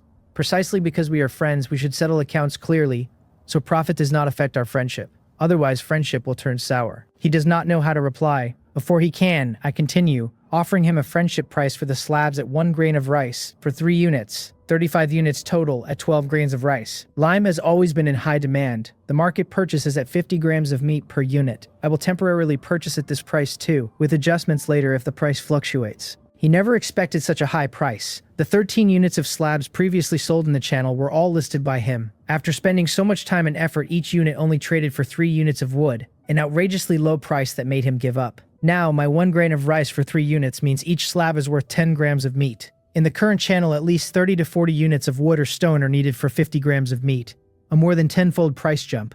As for limestone, no need to mention it. Although some are buying for 50 grams of meat, who does not know meat and rice are not comparable at the same weight? He had no intention of accepting supplies and refuses again. My explanation is simple. I tell him I buy supplies outside at this price, so why should I lower it for a friend? Does he think of me as a villain who specifically exploits friends? With well-reasoned arguments, he is left unable to refute. In his helplessness, he says everything I say is right. He cannot argue with me. But he also ate my reed shoots today. Such precious things. He does not think it is enough to offset the slabs and lime. I have a headache. Thinking of him being an abandoned baby and combining with my own experiences growing up, I understand why he is like this. Inferiority and sensitivity, yet with strong self-esteem. Always making oneself appear strong. Afraid of being looked down upon. Perhaps a common ailment between us. After thought, I do the opposite. I tell him F-grade reed shoots are very precious. How could I let him pay off a favor with just a few resources? He is too naive. He is stunned. It seemed what I said made a lot of sense. This is a life-saving favor. Can it really be wiped clean with just a few resources? He asks how he can repay the favor. I tell him he is foolish. Favors must be used at critical moments. He does not have a chance to repay it now even if he wanted to. Calling him foolish, plus my earlier offer yourself line, somehow sets his face burning. He completely forgets how the rest of the trade goes and what we agreed on. The only thing he remembers very clearly is that I trade over the F-grade reed shoots I had bitten too, saying that he is extremely weak and needs to nourish his body more lest he be laughed at by girls later. He refused at the time, but I said I had gnawed on it and did not want to eat my own saliva. Although my words were full of disdain, he could feel I was worried about his health and afraid of hurting his pride, so I deliberately used this method to make him accept my concern. He suddenly feels that this must be the feeling of friendship. Warm, refreshing, just like described in books. The transaction with Yu Cheongji cost 15 grains of rice and 1 F-grade reed shoot. What I gained was lime, the hardest material to find for F-grade heated kangs and stonehouse upgrades. A huge profit. Especially the lime, what tens of thousands want, picked up almost inadvertently, putting me a big step ahead. A stone house has stronger defense, better insulation, more space, kitchen and bedroom split, courtyard and fence, plus the cellar that can store a large amount of items. Without a cellar, materials like wood and stone sit exposed on the Oasis, eating walking room. Next, I just need 100 units of lime and 5 F-grade treasures to upgrade. After the trade, I tie camel new under the huyang, feed old tie 10 units of ordinary fertilizer that fermented this morning, and start dinner. 2 F-grade reed shoots blanched and served simply. The taste is secondary. The moment they enter my stomach, they transform into endless energy that nourishes and strengthens every bone, muscle, tendon, fascia. Every minute, every second, my strength climbs, even giving me the illusion that I could arm wrestle camel new. Of course, I will not actually try a behemoth like her. To verify, I load stones into my basket and lift it with my right hand to test my limits. Before the strengthening, as a lazy homebody, my right hand could lift 30 to 40 caddies, about a barrel of purified water. And not for long, now 50 to 60 caddies of stones in the basket, I can run 2 or 3 laps around the Oasis, only slightly out of breath. Strength, endurance, and speed all up, and this is just 1 F-grade reed shoot. If I keep eating, soon I will be wearing my underwear outside and flying. But after just 1 shoot, my body seems to hit its absorption limit and cannot take any more strength. So no rapid strengthening by mass eating. Not discouraged, if not today then tomorrow. The fact that I can start strengthening on day 3 means I am ahead of most. Next is to acquire F-grade vegetable plots and expand reed shoot cultivation. While collecting at the salt flats, I noticed the F-grade willow rootstocks can be used as cuttings, and there are as many as I want, easily a few thousand. Most importantly, the F-grade willow only takes 15 days to mature. With enough F-grade vegetable plots, I have an infinite supply of F-grade reed shoots. How many good things can I trade for? The Salt Flats Wonder also has a chance to evolve ordinary plants to F-grade, so I need to prepare a large number of seedling plots to drop in there too. If I get lucky and pick up new F-grade seeds, that is a windfall. I send a purchase note in chat. 10 grains of rice for F-grade vegetable plots and seedling plots. 5 grains for ordinary, price is negotiable. The chat surrounds me asking what is for dinner. Is there rice soup? I say rice soup will be given to 10 people as usual, and ask everyone to help spot anyone with F-grade vegetable plots. Facilitator's fee is 2 grains of rice per match. Vegetable plots immediately become the hottest topic. While I wait, 3 grains go in the pot and Joe Ring messages asking if I am busy. I had asked him for a lot of help during the day, and meant to thank him, then forgot in the rush to eat reed shoots. I trade him 5 ordinary reed shoots and tell him I just lit fire and to come try the fresh picked taste. Joe Rang is not polite. He accepts and sends back a palm-sized lobster, then asks if I am in a hurry to acquire F-grade plots. I tell him yes, and ask if he has any. He shouts that I am a beast. He just planted the orange, and in the blink of an eye I got other F-grade seeds. Asks me to tell the truth, is this world my biological father? I cough and tell him not to get excited, it is just luck. He demands I share some F-grade willow seeds with him. Only 10 units. With the 4 clumps of F-grade willow at the salt flats good for several thousand units, I agree without thinking. He tells me his luck today only opened 2 F-grade vegetable plots from 5 boxes, but he has 7 ordinary vegetable plots and 4 ordinary seedling plots left. I am stunned at 5 boxes. I have run the desert for 3 days and seen 3 chests total, averaging 1 a day. He explains, there are too few wild boxes. Most chests come from hunting. His island is reefs and fish, so the surrounding waters are full of sharks. He is an experienced outdoorsman, bold and skilled. Plus the Blue Star Mother gave him a D-grade spear gun, so he kills sharks easily and they drop chests. 5 chests minimum a day. The number 9527 on him is real strength and courage. Cowards seeing sharks would not move. He goes fishing. He tells me he risked his life for these chests. Unlike me with the ripening skill and F-grade fertilizer and heaven-defying luck, he is dying of envy. I tell him speechlessly to stop talking about luck with a scrub like me opening 3 in 3 days when he opens 5 a day. Otherwise, I will not be able to resist killing him. He sighs and asks if I think he likes killing sharks. He is forced to. He offers me 2 F-grade vegetable plots, plus all the ordinary vegetable plots and seedling plots, if I can supply 50 units of F-grade reed seeds. I almost spit blood. You are giving me 2 and you still have 5 F-grade vegetable plots in hand. He plays the family fortune card. We settle at 2 F-grade vegetable plots, 7 each of ordinary vegetable plots and seedling plots, 50 units of F-grade reed seeds, plus 6 units of F-grade fertilizer. The seeds are no problem. Raw materials for F-grade fertilizer are scarce, so I have very little of that. He regrets but accepts and gets first dibs on future F-grade reed shoot supply. He is a straightforward person, trades over all the vegetable plots and seedling plots first, even though my F-grade reed seeds and fertilizer are not ready until tomorrow, showing me total trust. I trade 10 F-grade reed shoots and tell him that with how many boxes he opens, F-grade vegetable plots and seedling plots will surely come quickly. These 10 F-grade reed shoots are my down payment for 3 plots or seedlings. I have over 30 in hand but can only eat 1 a day. Even giving him 10, I will not finish them by the time the first batch is harvested. Better to lock him in. Joe Rang sees 10 F-grade reed shoots, never seen on the market, the first F-grade food in the entire region, and is stunned. If I can casually take out 10, then I have more. F-grade reed shoots are much more valuable than reed roots. He must exchange for more. This can give him a huge head start. He trades over 3 more F-grade vegetable plots and tells me solemnly to accept these 3 first. He promises that anytime he opens more F-grade vegetable plots or seedling plots, he will prioritize trading with me because I am his blood brother and our brotherhood will last a long time.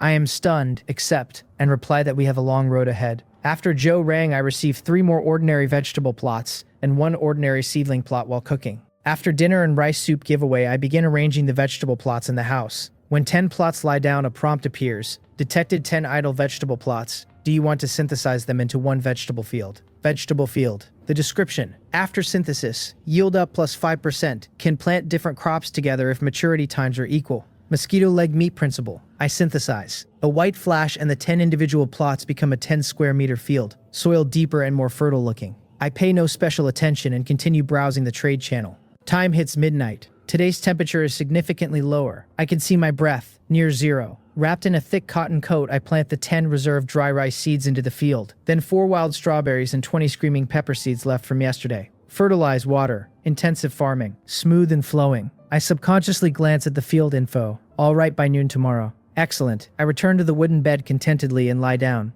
After several minutes, I sit up and stare at the field with disbelief. Even rub my eyes and slap myself. Holy cow, this works too. The field is synthesized from 10 F-grade vegetable plots, and my talent applied to it as a whole. Wild joy across my face. My innate skill works on synthesized fields. I am rich. I am rich. I am really rich now. Equivalent to going from 140 grains a day to 1,400, a 10-fold harvest jump. The only catch is the field also wants 10 units of fertilizer, but 10-fold harvest dwarfs that. And if 10 F-grade vegetable plots synthesize into a vegetable field, can 10 vegetable fields keep stacking? If so, my talent could push harvest 100-fold. Also, if ordinary plots stack, F-grade plots theoretically synthesize into F-grade fields too. F-grade food freedom not far. Excitement keeps me tossing. Finally falling asleep, I dream of sleeping on a mountain of rice. I wake an hour before dawn restlessly and decide to get up. Cold air bites my skin. Hiss, hiss. Why is it so cold today? Must be below zero. I bundle up in thick cotton, stoke the fireplace, set 2 pots to boil water and make breakfast. While cooking, I open the chat and immediately notice the original 10,000 person regional population has plummeted to a little over 9,300. Over the past 3 days, the population has decreased steadily, but only 30 to 50 a day, mostly to wild beasts or accidents. Last night, the count dropped by half. Something happened. I checked the chats. Help. I am freezing to death. Can anyone lend me 1 unit of wood? My friend did not survive last night's cold wave. My brother is the same. Damn it. Did they not say polar night was 3 days off? What does this sudden cold wave mean? Isn't this forcing us to die? Around 2 in the morning, the temperature suddenly dropped sharply to -10°C, and many people lost their lives in their sleep. Almost all those who froze were people whose progress was far behind average, and who had not yet upgraded the wooden house. Wooden house insulation is far better than hut. With wood there is no freezing. The cold wave triggers a price wave on the channel. Wood was 50 units for 100 grams of meat, now double. Ordinary cotton clothes were 30 grams of meat each, now 100 grams may not get one. While people scramble for cold-resistant items, the chat starts spamming with alliance ads. Numbered Alliance has 2 numbered bosses. K-pop quilts at 10% off. Mutual Aid Alliance Leader has a 4-digit number. Real Super Boss fireplaces and heated kangs at 10% off. Solidarity Association has 1 numbered boss down jackets at 10% off. All powerful tools for low temperatures and discounted. The 3 great alliances are the earliest established. All have numbered bosses, members over 1,000 each. Undoubtedly the most powerful. Recruitment lands and people flock. Other smaller alliances try too, but lack core competitiveness. Seeing the chaos, I close the handbook and start planning. First, continue to acquire F-grade vegetable plots to test if F-grade vegetable fields can be synthesized. The result determines my path. If yes, take the high-quality route, only F-grade crops win on quality. If no, mass acquire F-grade vegetable plots to make synthesized fields win on quantity with massive ordinary F-grade food.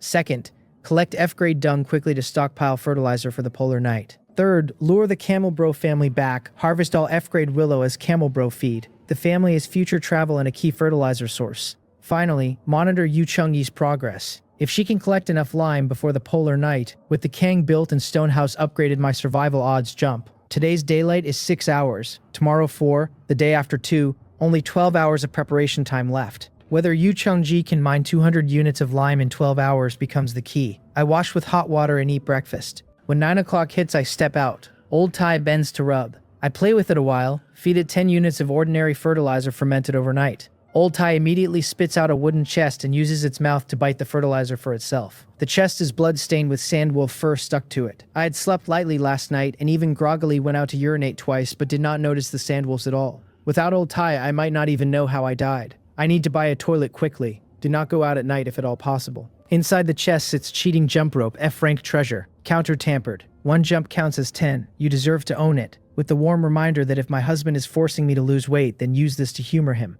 My mouth twitches. Trash treasure, only good for sacrificing, but upgrading the wooden house to stone house sacrifices 5 F-rank treasures. So trash like this is perfect. Plus a common seedling plot and a roll of toilet paper. Unexpected bonuses. Time is tight, so before setting off I buy a camel saddle at high price and tie 2 large bamboo baskets to Camel Mew's sides. First time riding her, I am very nervous, afraid of falling off.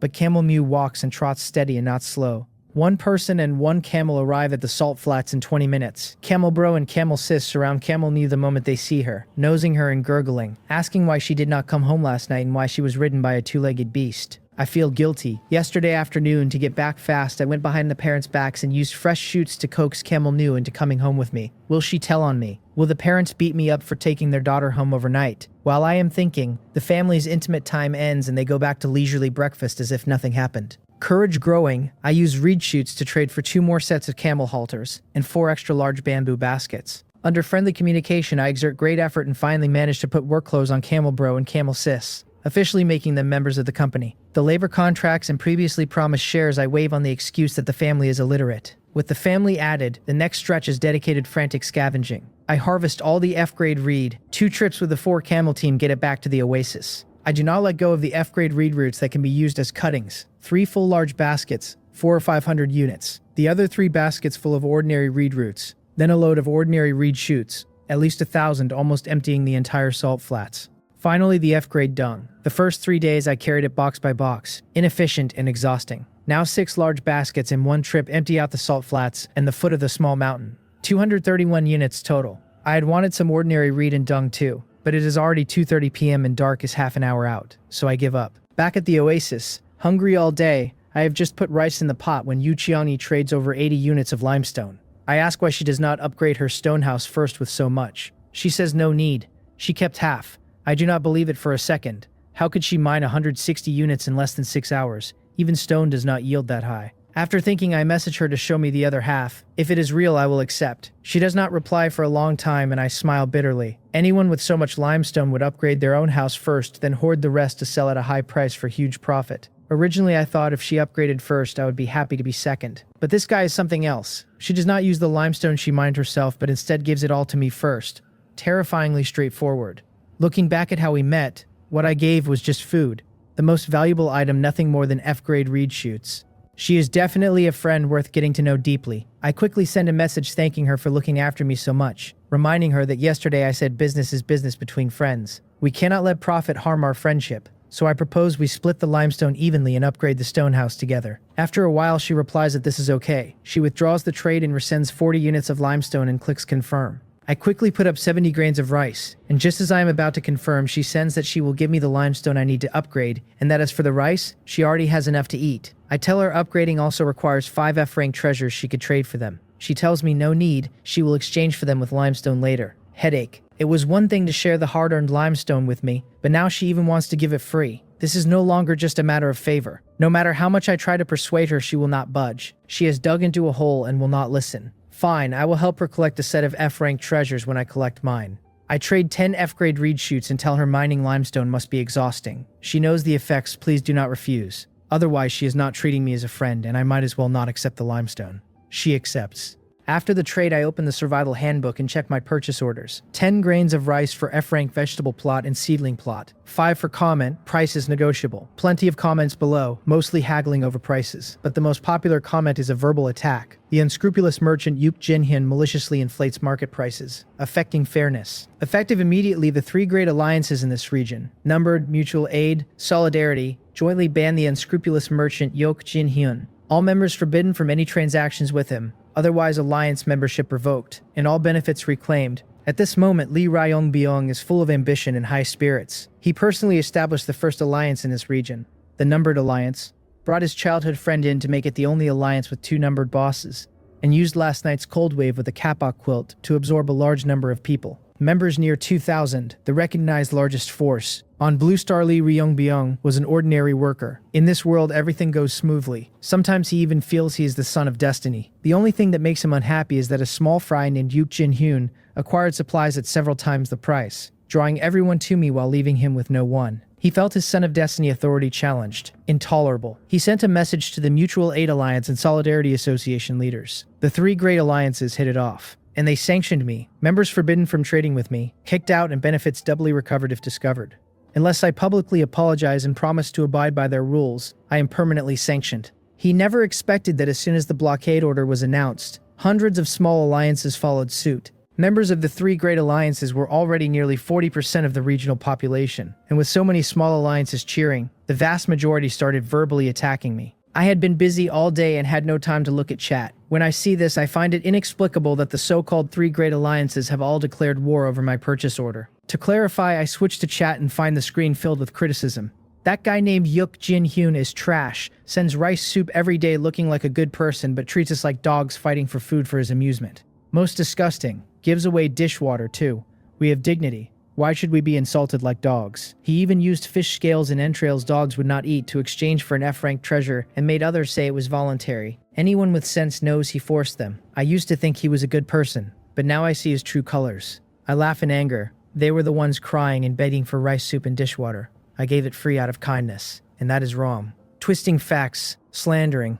I witness it today. While I am fuming, Joe Rang sends a red bold pinned message telling the 3 great alliances to listen, that Yuk Jin-hyun is his brother, no matter how they want to play his brother, and he will accompany them to the end. From today, people from the 3 great alliances should not even think about buying a single fish scale from him. Joe Rang's number is within 10,000, plus large fish meat sales since day 1. An influential figure, he is a giant in the high-end market, does not lack good things. With him out, the troll's firepower drops sharply. Before the message has been pinned 10 seconds, another ID with the number 10086 named So Huanggang sends a message declaring that from today the three great alliances are also his enemies. Unless Brother Yuk Jinhyun speaks, he will cut all transactions with the three great alliances, and they should not even think about buying meat from him. So Huanggang's reputation in the region is on par with Zhou Rang's, also selling beast meats in large quantities since day one. Definitely an influential figure. 2 consecutive numbered bosses backing me make many realize this could become a chaotic battle among many big shots. People with foresight stop talking and wait. Li Ryongbyong tags Zhou Rang and So Huanggang and warns them that the three great alliances have thousands of members and 4 numbered bosses, that they had best think clearly about the consequences before speaking, or they will not bear his wrath. Zhou Rang fires back asking if Li Ryongbyong is out of his mind. Does he rely on him for food or beg him for salary? What wrath does he want to be coaxed into happiness? Is he his dad? So Huanggang chimes in calling Li a good boy, telling him not to be angry. Daddy will give him candy. Li Ryongbyong fumes, declaring that since they refuse to cooperate, he will sanction both of them as well. Zhou Rang asks what he is, sanctioning this and that. Does he really think he is something special? Li Ryongbyong tells them they have guts, and from now on they are the three great alliances' sworn enemies, that he hopes they will not regret it. Then Zhu Wang of the Mutual Aid Alliance chimes in saying that what Alliance Leader Li said only represents the numbered alliance. The Mutual Aid Alliance only targets Yuk Jinhyun alone and will never target any third party. They will not participate in other matters. Wang Gukdong, president of the Solidarity Association, tells Brother Rang and Brother Huang that the Solidarity Association has no intention of opposing them. They are only dealing with the matter, not the person. And as long as Yuk Jinhyun acts according to rules, the Solidarity Association will immediately withdraw the sanction. The Watchers are dumbfounded. How did the aggressive three great alliances suddenly become so easy to talk to? Li Ryongbyong is even more furious. They had agreed to stand united, advance and retreat together, live and die together. When it came down to it, he is the bad guy in front and the other two chickened out. Just as everyone is speechless, Yu Cheonggi sends a bombshell pinned message in chat. She first uploads a screenshot of the limestone item info. The chat instantly explodes. 4 days in this world, 99% already in wooden houses but stuck on lime to upgrade to stone houses. Nearly 10,000 frantically searching. Lime price inflated to 50 grams of meat per unit, and still no trace. Now Yu Cheongyi posts the lime info telling everyone she has lime. Bosses with everything ready except lime frantically tag her. Her private messages and friend requests surge to 999 plus. Then she sends, I know you are all in a hurry, but do not rush because I have something even more anxiety-making. Yuk Jinhyun is my best friend. All those who targeted and slandered him, I will check the chat records later and blacklist you one by one. You can forget about buying lime from me for the rest of your lives. Alright, I am done. You can start panicking now. The boiling chat instantly falls silent. Then the next moment, countless people curse the three great alliances' domineering and shameless behavior, and praise me for righteous rice soup giving and high purchase prices.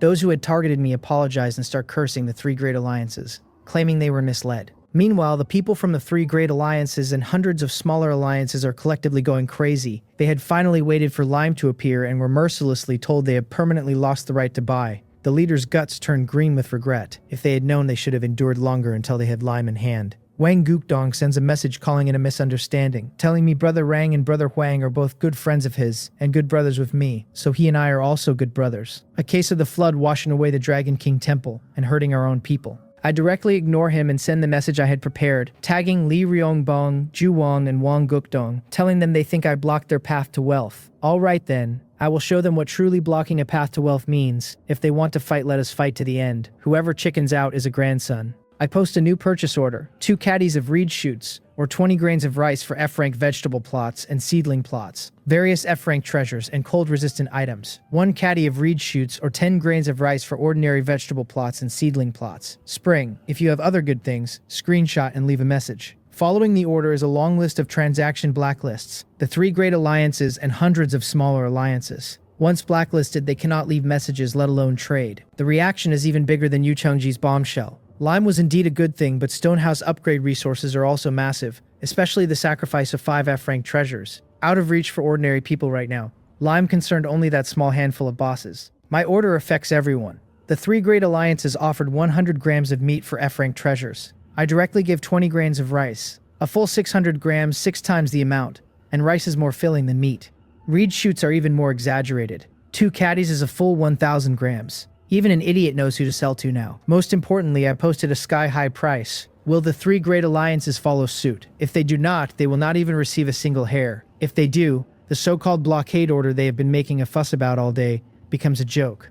No matter the choice, everyone realizes I am, by myself, setting prices for the entire region. The sky-high purchase order benefits the largest group, ordinary people. They cheer and chat. Boss is awesome, mighty, finally we can eat full meals. Long been annoyed by those vampires. I work hard chopping wood all day and cannot get a full meal. From the very beginning, boss's purchase prices were more affordable than those vampires. I would have cursed them all to hell if the chat were not too fast. It is over for our alliance. Boss blacklisted us. Selling things to boss gets 600 grams of rice, but the 3 Great Alliance is only 100. Someone offers to take other sellers' goods in the future at 300 grams and resell to boss for 300 profit. Another exclaims he discovered a huge business opportunity. Someone shushes him not to discuss it, where they will not earn the difference. People also realize I only blacklisted alliances, not individuals. Quit the alliance and trade with me. Smart suggestion. Various leaders suddenly receive countless quit alliance messages. The 3 Great Alliances with the largest membership of nearly 4,000 instantly shrink by more than half. Li Ryongbyong and Zhu Wang are both anxious and angry. Who would have thought their 3 Great Alliances were so vulnerable? Wang Gukdong is frantically voice messaging Zhou Rang and So Huanggang for help mediating, but Zhou Rang has no time. He is currently introducing new friends to me. So Huanggang is Zhou Rang's childhood friend, recently retired from a special forces unit, dropped into a primeval forest on arrival. Blue Star Mother gave him the D-rank skill trap technique, so he has abundance of food and opens chests until his hands ache every day. The F-rank seedling plot we used for the Star Crystal Orange cooperation was opened by him. I thank So Huanggang for his righteous words, exchange pleasantries, and we get acquainted. Zhou Rang changes the subject and tells me the 3 Great Alliances are a joke, that I do not need to raise the price so high just to spite them. So Huanggang advises me that he heard from Brother Rang that my rice can be harvested once a day, but the output of a single F-grade vegetable plot is limited. If I cannot provide that much rice later, my reputation will suffer.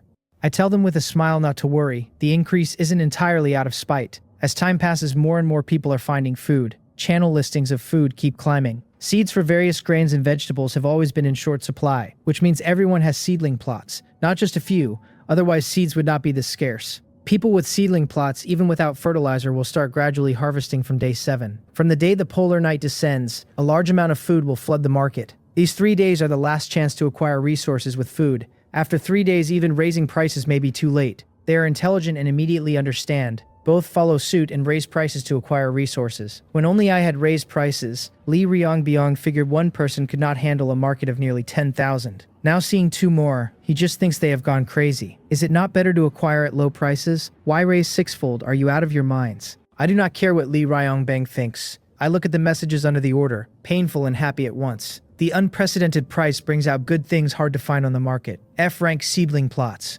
F-rank cold weather clothing, F-rank weapons. The pain is rice. I have 25 from the day before yesterday plus today's 140 for 165 total. 20 is seeds. 15 traded to Yu Changyi. After I ate, 120 left. Last night's planting is about to ripen, but a single vegetable plot needs 100 grains for seeds, so even after harvest only 40 are usable. Fortunately, almost all the ordinary reed shoots from the salt flats during the day are still here. Over 1,000 shoots, 20 grams each, 60 or 70 caddies, enough to last a while. I send 2 caddies of ordinary reed shoots to Brother Rang and So Huanggang each, and 5 caddies to Yu Changyi. My relationship with Zhou Rang is good, but always with a hint of mutual benefit. Yu Chung is different. Slabs and lime before, strongly standing up for me just now, all without personal gain. Reciprocate. Then I select items under the order. First, F-rank seedling plots. I want to quickly gather 10 F-rank vegetable plots to test if they synthesize into an F-rank vegetable field for mass production of F-grade reed shoots. After searching, I find 2 F-rank vegetable plots and immediately acquire both for 60 grains of rice. With the one I traded with Zhou Rang, I now have 7 F-rank vegetable plots. 2 frank seedling plots also.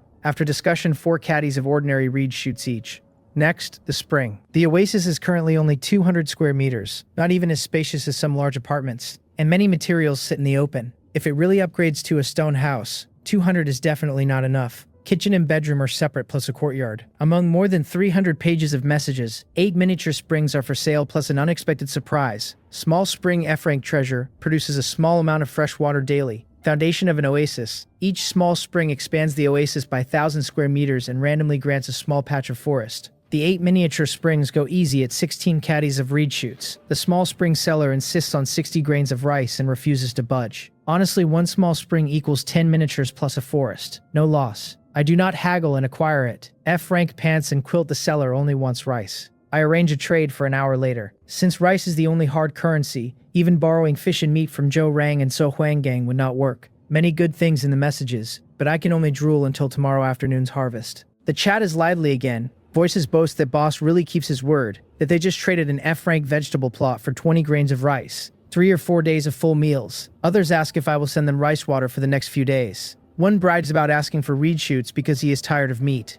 Another smugly announces he traded a small spring for 60 grains, asks if he is being Versailles-like. The rest beg me for rice water, crispy rice, washing water, scrubbing water. With offers to lick, no wash, my bowls sparkling clean. Happiness built on others' suffering. While countless people rejoice at my high prices, others curse the 3 great alliances. Li Ryongbyong's 18 generations of ancestors have been greeted countless times. Everyone curses him for overestimating himself. Not buying at high prices was one thing, but coming up with such a terrible blockade idea now not only loses face but drags so many into my blacklist, leaving everyone watching others feast while they cannot even get a sip of soup. He goes on the offensive himself, but he is 1 against 1,000. Even with his trump card sanction threat, no one takes him seriously. Boss's 20 grains of rice and 2 caddies of reed shoots smell good. Did they have to shamelessly sell to a useless person who only offers 100 grams of meat? Am I your father that I have to spoil you so much? Overwhelmed, he stops looking at chat. If I do not look, it is as if no one is cursing, no problem. But he cannot escape the interrogations from the other 2 alliances and hundreds of smaller alliances. In the large group of nearly 200, there are only angry roars demanding he give an explanation. The group leader Li Ryongbyong has long lost his earlier high spirits. He does not dare say a word. After a long commotion, Wang Gupdong of the Solidarity Association sends, "Everyone quiet down and listen for a few words." With the third most powerful force speaking up, the noisy group quiets. He explains, "I just asked Zhou Rang and So Huanggang to mediate, completely ignored, even tagged Yuk Jin-hyun in chat, and he did not reply. What does this indicate?" It indicates Yuk Jin-hyun is truly arrogant, completely disregarding our hundreds of alliances, determined to oppose us, no room for reconciliation. Many bosses approve. Inside, the moment Yu Cheng-yi threw out the lime, many had already wanted peace because lime was too significant. In their mental model, I am an alliance leader, a prominent figure. It is your honor I humble myself to seek you out. Who knew I would directly blacklist them, not even leaving room for explanation, simply ungrateful and overly bullying. Someone asks, "President Wang, since that Yuk fellow does not give us face, do you have any way to curb his arrogance?" Wang Gupdong sneers. "The method is very simple. We do not have to do anything. Just wait and watch him make a fool of himself." Doing nothing, does that not mean we just watch him gain advantage? Everyone, do not get agitated. There are nearly 10,000 in our area and only 3 are buying at high prices, even if they stuff themselves to death. How much can they consume? So we do not have to do anything. When those selling things realize their items cannot be sold, despite Yukfellow's high price, they will naturally come to us obediently. Our group controls 70% of the food in this region. Besides selling stuff to us, who else can they sell to? In 3 days, the eternal night arrives and there will be a surge in hoarding resources. Then forget raising prices. They should be thankful if they do not have to lower them. Those with food in hand are bosses. In a seller's market, buy if you want or wait to starve. Also, the lime issue is easy to solve. Although that Chiangyi claims to be Yuk Jin-hyun's friend. What is a friend? Isn't a friend meant to be sold? If they are not selling it, is simply because the benefits have not been offered sufficiently. So we find someone to contact Chengyi and offer 100 grams of meat per unit of lime, and if not enough, then 200, 300, even 500. The Liu fellow's loyalty also has a price. What do you all think? Resounding cheer. A man named Bang Jun volunteers. Before meeting me, Yu Cheng-hee had been accumulating resources by selling stones. Bang Jun saw her stable high stone output. The two became friends and agreed long-term. In the blockade order incident, he participated personally, mostly observing without comments. He feels his chances of negotiating are high. If successful, prestige and a profit margin both. For example, if the agreed price is 500 grams of meat per unit, why not claim 550 or 600? Energized by visions of food, he messages her asking if she is there. Yu Qiangyi is meticulously reviewing chat logs and blacklisting everyone who targeted me. She initially does not want to reply, but on second thought when she sold stones to him before he had not pressured her on price, so there is some goodwill. She replies asking if something is wrong. Bang Jun immediately reports good news to the group. Wang Gupdong urges him on. Bang Jun continues, telling her he wants to buy some limestone at a high price. Whatever price she names, he absolutely will not bargain. Sincere enough. She replies without thinking that she has no plans to sell at the moment. Bang Jun tells her not to be like that the price is up to her, full of sincerity, offering 300 grams per unit. She tells him she is not selling. He calls her his good brother, says their cooperation has been pleasant, asks her to give him some face. How about 500 grams of meat? She sees a persistent stray dog refusing to give up and directly blacklists him. Bang Jun, seeing no reply for a long time,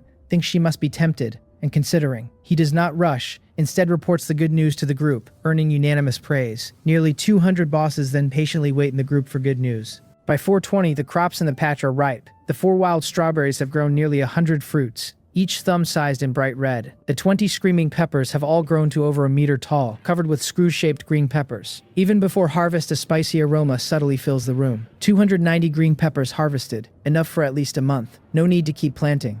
145 rice grains harvested, 100 base, 40 from F-grade fertilizer, 5 from the field's 5%. I keep 100 for after midnight planting, 5 for tonight and tomorrow's food. The remaining 40 exchanged for the F-grade pants and quilt agreed earlier. With new ingredients, I send a portion to Zhou Rang, So Huanggang, and Yu Chengyi and trade over the F-grade reed roots and fertilizer agreed last night. I received 2 fish and a large piece of wild boar meat as return gifts. Just as I am about to enjoy a good meal, a series of hick-hick sounds come from outside. I peek through the door crack and am stunned. Old Tai is fiercely biting Camel Bro's hump, and even though Camel Bro screams hick-hick, he keeps biting Old Tai's stalk and not letting go. Camel Sis and Camel New are under the Huyang eating my harvested reed and observing the battle, completely unconcerned. The 2 ancestors are craving each other's bodies. Sin.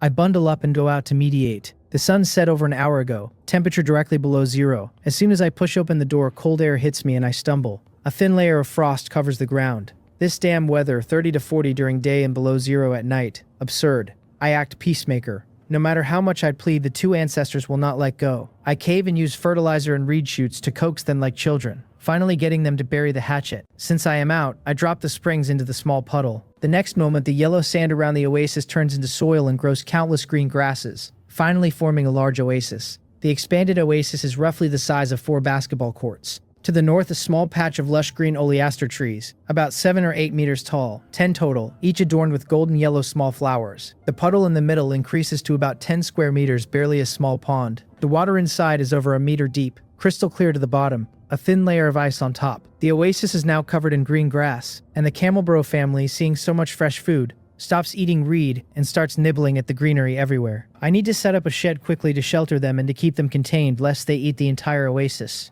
Back inside, dinner, F-grade reed shoots cut into small pieces, blanched to remove bitterness, stir-fried with wild boar meat, screaming pepper added just before serving. Incredible. The fish Zhou Rang sent is pan-fried with rendered wild boar oil, then water added and brought to boil, set aside. Another clay pot heated red-hot, fish soup poured in, boiled several times until snow-white, garnished with tender screaming pepper leaves. Last, a small plate of washed wild strawberries as fruit. Spicy crispy reed shoots stir-fried with wild boar meat go very well with rice. I finish 4 grains in one go, my mouth greasy and my stomach full. So full I only drink a small portion of fish soup. The rest is perfect for tomorrow's breakfast. I eat strawberries while quietly observing my body. Yesterday was the first F-grade food and the improvement was visible. Today's is about 0.8 relative to yesterday's 1. Clearly less intense. Either I am building antibodies or the body has not fully digested the energy. After resting to digest, I use 20 units of stone to build a furnace and put limestone into calcine. Half an hour later, the limestone is calcined into lime, and I take out slab, clay, and other materials and start building the F-grade heated kang. As a southerner, I used to think a heated kang meant burning fire directly under the bed, wondering if it would not roast people. Only after the build do I realize it involves burning fire in a stove, at the head of the kang, then channeling the smoke into a flue under the bed, using the heat to warm the kang slab, and discharging it outside through a chimney, plus a stove opening at the head where a pot can be placed. If you do not mind fumes, you can heat kang while cooking. Kill 2 birds with 1 stone. Like a child with a new toy, I lay out the bedding, stuff a lot of wood into the stove, and burrow into the quilt. In 2 or 3 minutes, the bed becomes warm and cozy. F-grade bedding, padded jacket, pants, and a heated kang are ready. If I can upgrade to a stone house, surviving the polar night should be a sure thing. I suddenly think of Yu Cheonji's situation in such cold. She could not even afford food before, and the limestone she finally found was split with me, so probably no financial means to prepare for the cold.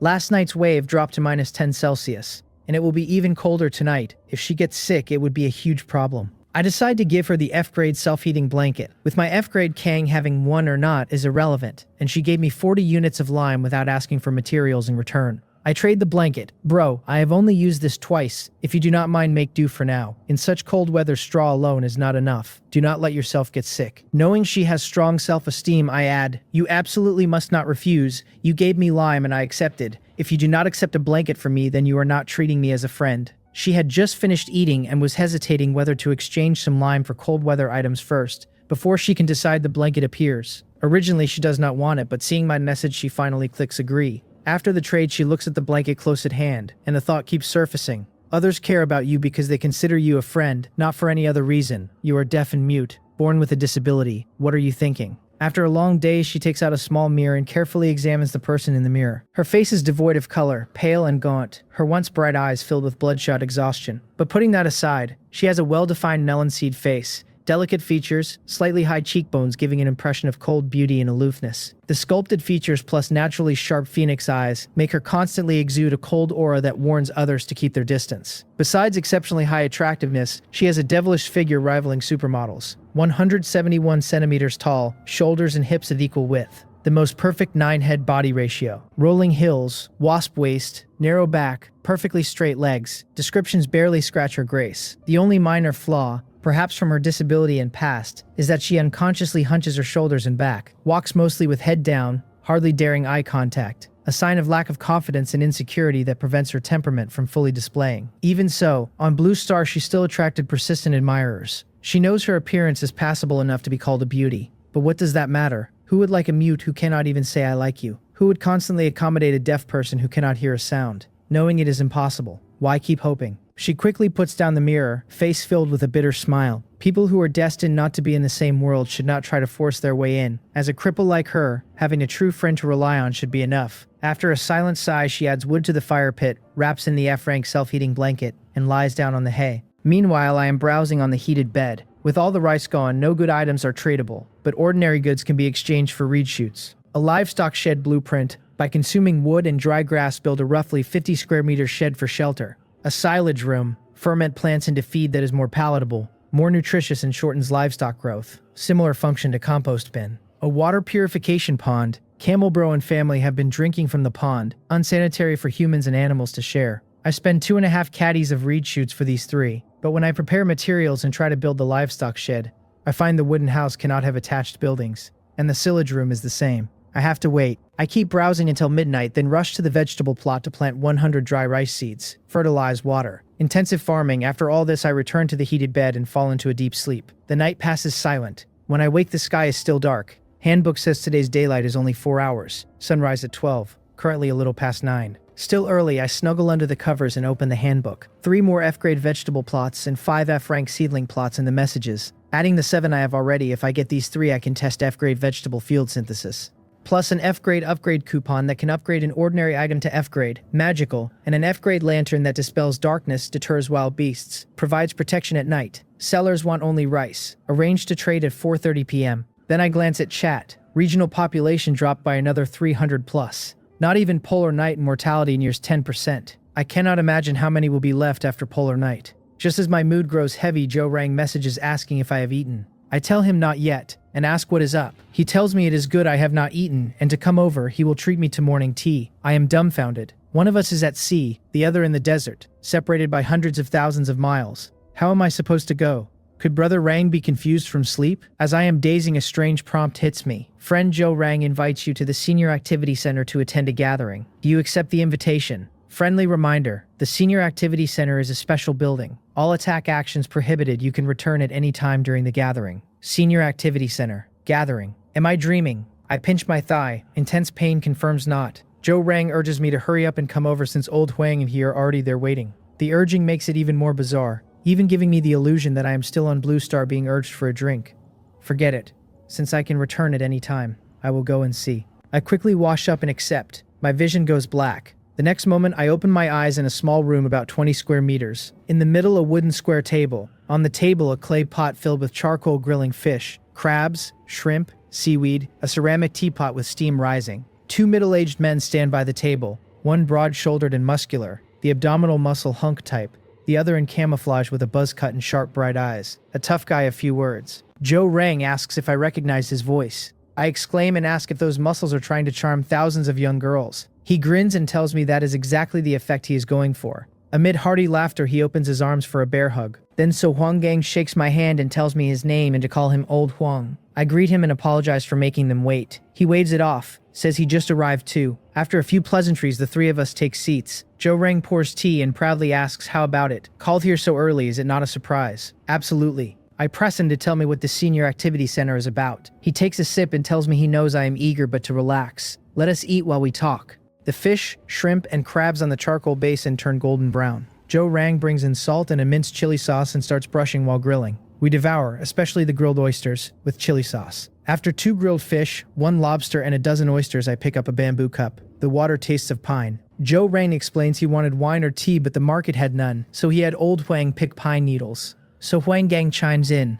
Should have said earlier we were having a barbecue, otherwise he would have brought field mice and bullfrogs. Next time, prepare mushrooms since his primeval forest is rich in resources. No problem. Almost full, I ask about the senior activity center. Joe Rang laughs. He opened a special building blueprint from a box yesterday, but the materials were tricky and it took a whole night. The center allows each activity room to hold a gathering every 3 days. The number of chairs determines how many friends can be invited. The dining room is a gift after completion. Future builds, fitness room, chess and card room, library, materials hard to obtain. I tell him enviously his luck is too good. I had thought I would not see another Blue Star person in this lifetime. He promises to build more activity rooms so we brothers can gather daily. Then he says he also has something to ask for help with. I hesitate. Is it the F-grade reed shoots or the lime? He laughs. No wonder we are brothers with this telepathy. I tell him with a bitter smile that I do not have many F-grade reed shoots left. He asks if I can at least get him some lime. So Huangdong sincerely tells me we have only just started interacting, and it is impolite to be so presumptuous. But with the eternal night approaching, he can only shamelessly ask. I wave. It is not a matter of whether I can. It is mainly that there is not enough time. Yu Qiangji was mining all day yesterday and only managed 80 units in 6 hours. Today's daylight is 4 hours plus tomorrow's 2. Another 80 units is the limit. Barely enough for her own upgrade. Joe Rang complains that he just guaranteed to Old Huang that as long as I stepped in there would be no problem. He suggests Yu Cheng could mine at night with torches and lanterns to deter beasts, with him and Old Huang covering the cost. I cut in. No, none of us has the right to ask others to risk their lives. He persists. So Huang Gang frowns and winks at him. Joe Rang catches the wink and changes tone. Conceding my concern is valid. The risk is too great. Let us put off upgrading. So Huang Gang smooths over, telling us Brother Rang and he have almost prepared enough. If even they cannot make it, then probably only a few in the area will. Joe Rang smiles and tells Old Huang not to worry too much. The Senior Activity Center maintains a constant temperature year-round and is immune to all natural disasters. Worst case, the 3 of us brothers hide here. His words remind me of the F-grade wonder I discovered, also immune to all natural disasters. My last retreat. The eternal night no longer seems so terrifying. Joe Rang asks, by the way, whether I have a pretty good relationship with Yu Chengyi. I nod. Not bad. This guy is honest. Helped him with a small favor and he insisted on splitting limestone equally. Joe Rang likes the type and proposes we invite him to get acquainted. If we get along, the 4 of us might form an alliance. Me Logistics, Old Huang Combat, Yu Chengji Chief Financial Officer, himself alliance leader since he is the oldest and best at building relationships. I say let us talk about it later, I will ask first. Yu Chengji had said when sick that he had no family or friends. If invited, he could make 2 good friends and thank me in person, 3 benefits in 1. I message him. He rejects without a second thought. The thought of me discovering he is deaf and mute, distancing, then not even being able to be friends. Worse than death. He is content with text-only communication that lets us remain friends. I do not press. I had a similar experience. If I had not met a gentle soul in college who spent 4 years warming me, my state probably would not have been much better. Some shadows take a lifetime to heal. Joe Rang and So Huang Gong both look regretful. Joe Rang changes the subject and asks if I want to come kill sharks, since I keep saying he opens too many boxes. I look out at pitch black and reply with a wry smile asking if I am delivering takeout. He says we have strengthened physiques, killing a few in shallow water is no problem. I tell him to forget it, find a time when it is bright. So Huang Gong says seriously that Brother Rang's suggestion is good. This world is not peaceful, Blue Star. When we encounter danger, there are no police or troops. Our only reliance is ourselves. I nod and tell them a few days ago I encountered sandwolves trying to destroy my wooden house. Old Huang laughs and tells me I am lucky. His is visited by fierce beasts almost every night. Black bears, tigers, leopards, wild boars take turns. He repairs the wooden house every day. Joe Rang turns serious and tells us he does not have many fierce beasts. But one night when he went out to pee, he saw a half-human, half-fish creature on the beach. A merman, upper body human, lower body fishtail. Bounced when it walked, held a trident. Since then, he has not left the house at night. I gasp at merman appearing. Ask if it is that fantastical. So Huang Gong says with a wry smile that with nearly 8 billion Blue Star people thrown into this damned place, is there anything more fantastical? Joe Rang pats my shoulder and tells me at least the desert is safe. With my ripening, I can peacefully farm. How can Old Huang and he compare? Constantly living in fear. We chat congenially almost until dawn. So Huang Gang and I return to prepare for going out. Today's task, harvest as much reed as possible, stock fodder for the polar night, plus bring screaming pepper and wild strawberries to plant in the salt flats,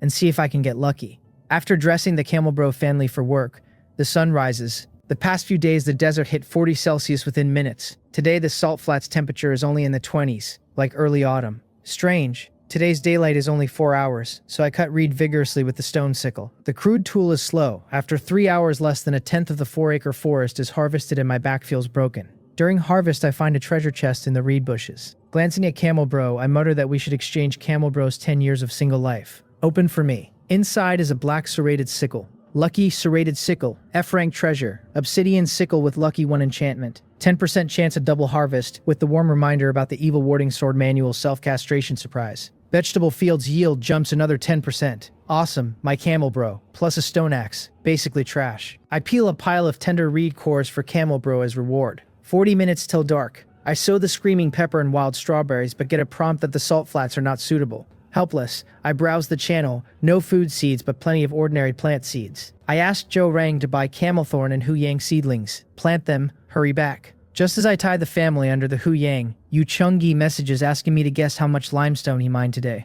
Yesterday's 6 hours yielded 80, today's 4 daylight hours mean at most 60. He says more than that. Keep guessing higher. Could not be 82.